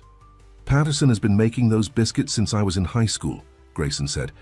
I used to ride my bike here every Saturday morning. You grew up nearby? Callie asked, realizing how little she knew about his past. About 6 blocks that way, he said, pointing. My family home is still there, though my parents are gone now. I have a place on the water, but it's being renovated. Hence the hotel suite. And the Emily situation? Callie ventured, unable to ignore the elephant in the room any longer. Does that happen often? Running into angry exes? Grayson set down, his coffee mug. No. Charleston is a small city in some ways, but not that small. Richard Jr. moved to Atlanta years ago. He held her gaze steadily. And for the record, I'm not in the habit of dating women who are still married, whatever Richard believes. But you did date his ex-wife. Yes. Emily and I were together for about a year. It ended badly, not because of Richard, but because we were both using each other to heal from other wounds. Not a good foundation. And since then, Callie couldn't help asking, a few relationships. Nothing that lasted. He smiled ruefully. Turns out having money complicates dating in ways I never expected. It's hard to know if someone wants me or what I can give them. Callie understood the sentiment, though from the opposite perspective. After another sip of coffee, she asked, So why me? What made you decide not to call security when you found me in your bed? Grayson considered the question. Honestly, you looked so peaceful and so real. Not polished or perfect, just human. His eyes crinkled at the corners. Then you mumbled about peach cobbler and I was intrigued. So I have my grandmother's recipe to thank for this tour? Partly, but mostly it was the way you handled yourself the next morning. Embarrassed but dignified. Most women I know would have either flirted their way out of the situation or had a meltdown. I considered both, Callie admitted, making him laugh. After breakfast, they continued their walk through the historic district. Grayson showed her secret courtyards and hidden alleyways telling stories about the city's past that no guidebook contained.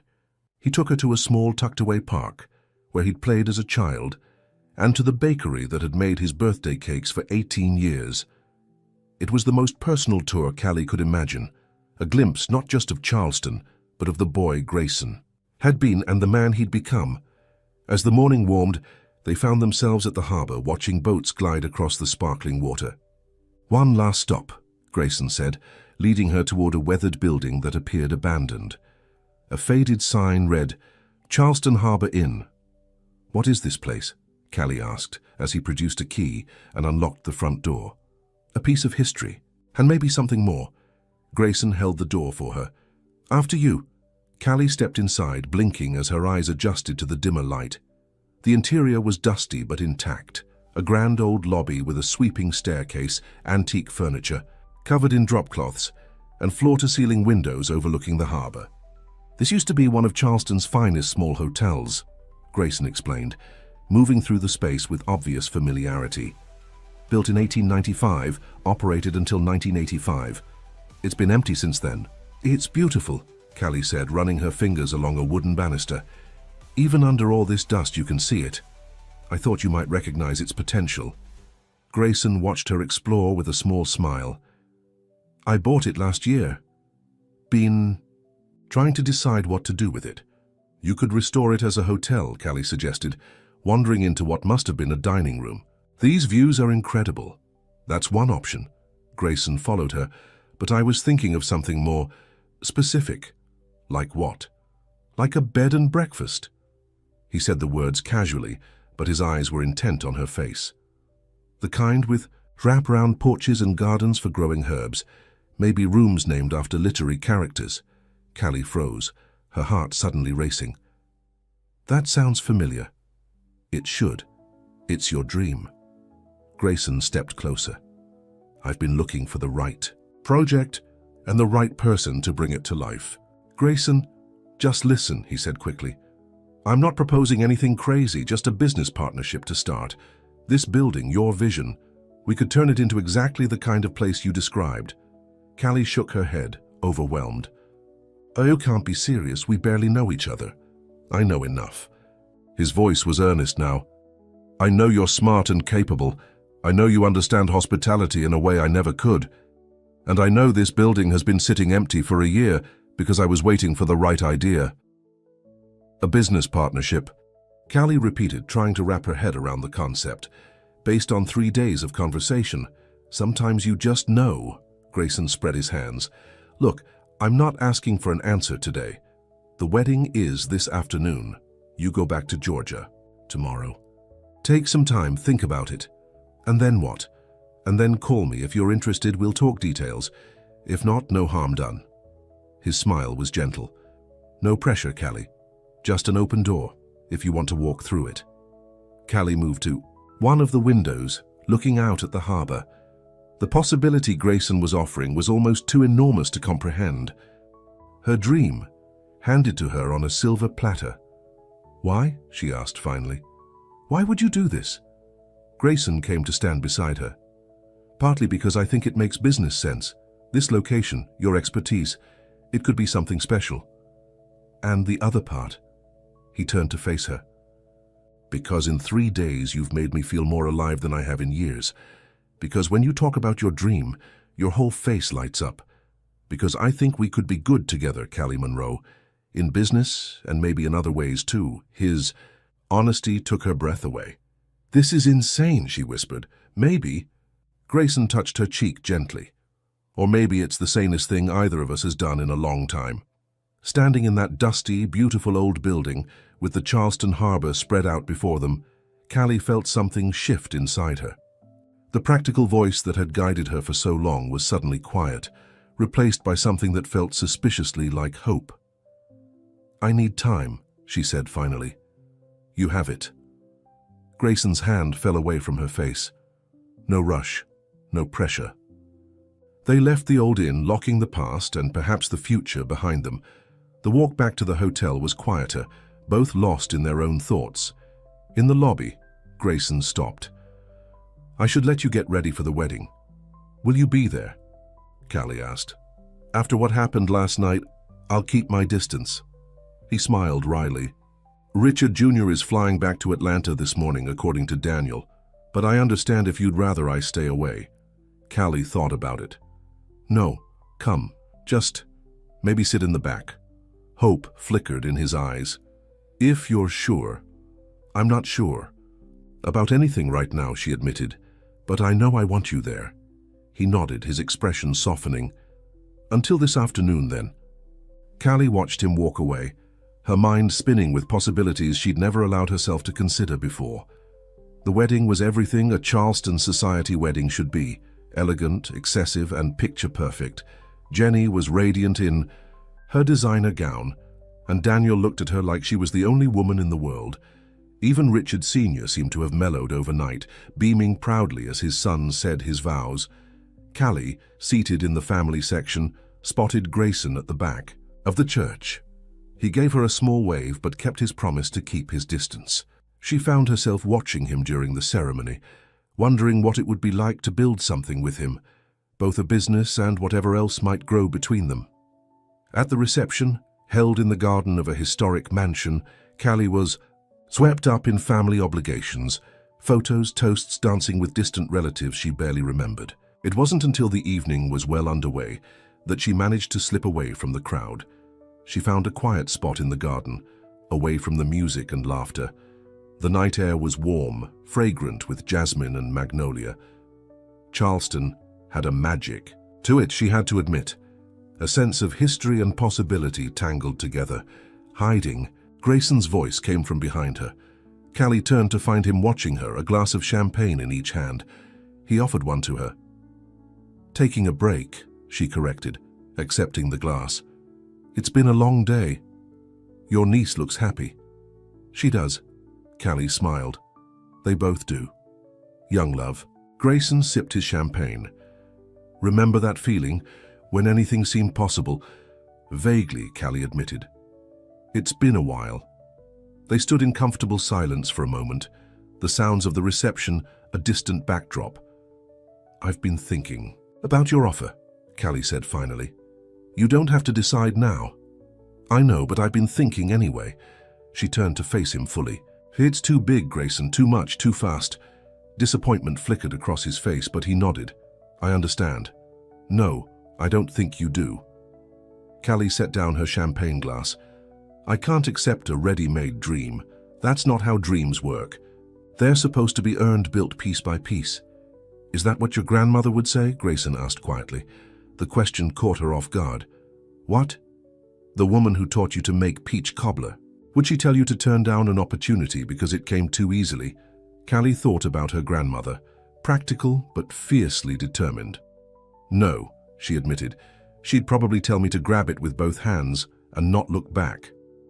"Smart woman. But this isn't just about the business opportunity."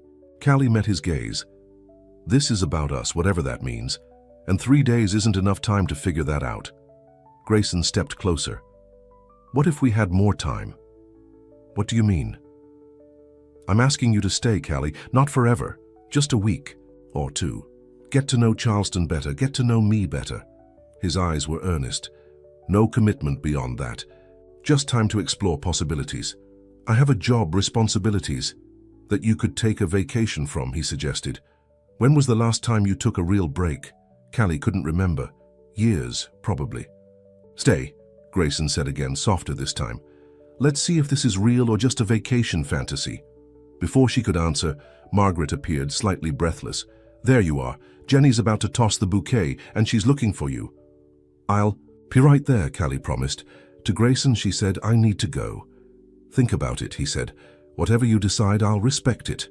Callie rejoined the reception, dutifully standing with the single women as Jenny prepared to toss her bouquet. She wasn't even trying to catch it, but somehow the cluster of white roses and peonies arced directly into her arms.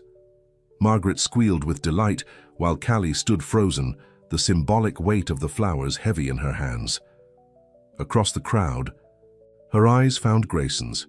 He was smiling, as if the universe had just confirmed what he already knew. The morning after the wedding, Callie stood in her hotel room, staring at her packed suitcase. Her flight back to Georgia was in 3 hours. Margaret had already left for the airport, heading home to Atlanta with her husband. On the desk lay Grayson's business card, beside a single rose that had been delivered to her door the previous night. The card attached had read, "Room service. Is better with you here." Callie picked up her phone and dialed the number on the card. Grayson answered on the second ring. "Good morning," he said, his voice warm. "Morning." Callie took a deep breath. "About your offer?" "Yes." The hope in his voice was palpable. "I can't stay right now. I need to go back to Georgia, at least temporarily. There are things I need to handle, people who depend on me." "I understand," Grayson said, the disappointment evident despite his attempt to hide it. "But," Callie continued, "I'd like to explore the B&B idea. Maybe start with some plans, some research, see if it's viable." "Really?" The hope was back, stronger than before. "Yes, and maybe if you're willing to meet me halfway, we could explore the other possibilities too." "Halfway?" Grayson asked, confused. "Cooperville is only 4 hours from Charleston," Callie explained. "You have a car. I have weekends off." There was a pause, then Grayson laughed. "Are you asking me to come visit you, Callie Monroe? I'm suggesting we don't have to rush, but we don't have to end things either." Callie surprised herself with her boldness. "Unless you're only interested if I drop everything and move to Charleston immediately." "I'm interested in you," Grayson said simply. "The rest is just details." Relief washed over Callie. "Good, because I'd like to see where this goes, even if it's complicated by distance for a while." They made plans for the following weekend. Grayson would drive to Cooperville, see her small town, meet her friends. A chance for him to understand her world the way she'd glimpsed his. After hanging up, Callie finished packing with a lighter heart. Maybe this thing with Grayson was crazy. Maybe it would fizzle out once the novelty wore off. Or maybe, just maybe, it was the beginning of something real. 4 weeks later, Callie stood in the lobby of the Charleston Harbor Inn, watching workers carefully remove decades of dust and neglect. The renovation had begun, funded by Grayson but guided by her vision. They had agreed to start small, just 6 guest rooms, a dining area, and the beautiful lobby restored to its former glory. The past month had been a whirlwind of weekend visits. Grayson to Cooperville, Callie to Charleston, and daily phone calls that often lasted until midnight. With each conversation, each shared meal, each quiet moment together, the connection between them deepened. "What do you think?" Grayson asked, coming to stand beside her. "Is it what you imagined?" Callie looked around the space that was slowly coming back to life. "It's better, because it's actually happening." He took her hand, lacing their fingers together. "Have you thought about the name?" "I have, actually." Callie squeezed his hand. "What about room for one more?" Grayson raised an eyebrow. "That's specific, meaning? It's how this all started. You making room for me even when you didn't have to." Callie smiled up at him. "It seems fitting. I like it." Grayson pulled her closer. "It's perfect, actually. Room for one more." As workers bustled around them, transforming the old building into something new while preserving its heart, Callie leaned against Grayson's shoulder. The past month had shown her that their worlds, while different, weren't incompatible. His wealth still made her uncomfortable sometimes, but his generosity was genuine, not manipulative, and he'd kept his word about meeting her halfway, not just physically by visiting Cooperville, but emotionally, by respecting her. Need for independence while offering support. "I have something for you," Grayson said, reaching into his pocket. He produced a small brass key on a ribbon. "It's not what you think," he added quickly when he saw her expression. "It's the original key to this building. I found it in the city. Archives." Callie took it, feeling the weight of history in her palm. "It's beautiful. I thought it could be a symbol of old things becoming new again, of doors opening instead of closing."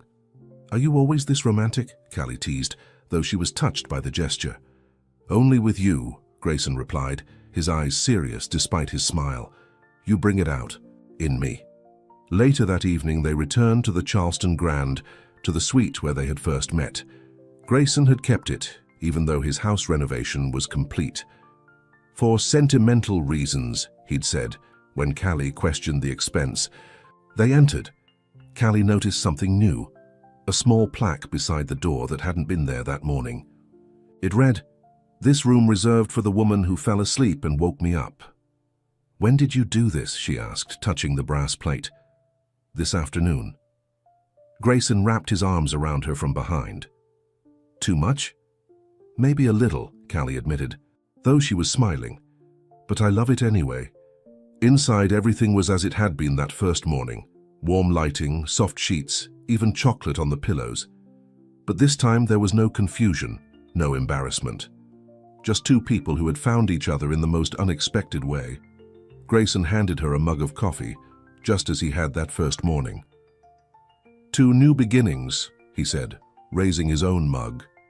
"And to wrong room keys," Callie added, clinking her mug against his. As evening settled over Charleston, they stood together on the balcony watching the lights of the harbor. Callie thought about how much had changed in just 1 month. She had a new purpose, a new direction, and somewhere along the way, she had stopped being afraid of taking risks. "What are you thinking?" Grayson asked, his arm warm around her shoulders. "I'm thinking that sometimes the best things in life happen when we least expect them." Callie leaned into him. "And that I'm glad I was too tired to check the room number that night." "So am I," Grayson murmured, pressing a kiss to her hair. In the room behind them, the bed waited, the same bed where their story had begun. But tonight, unlike that first night, Callie wouldn't be alone. And tomorrow morning when she woke up, Grayson would be there, coffee ready, barefoot and smiling, Not because fate had thrown them together, but because they had chosen each other, deliberately, with eyes wide open and hearts finally ready. And, for the first time in years, neither of them would wake up alone.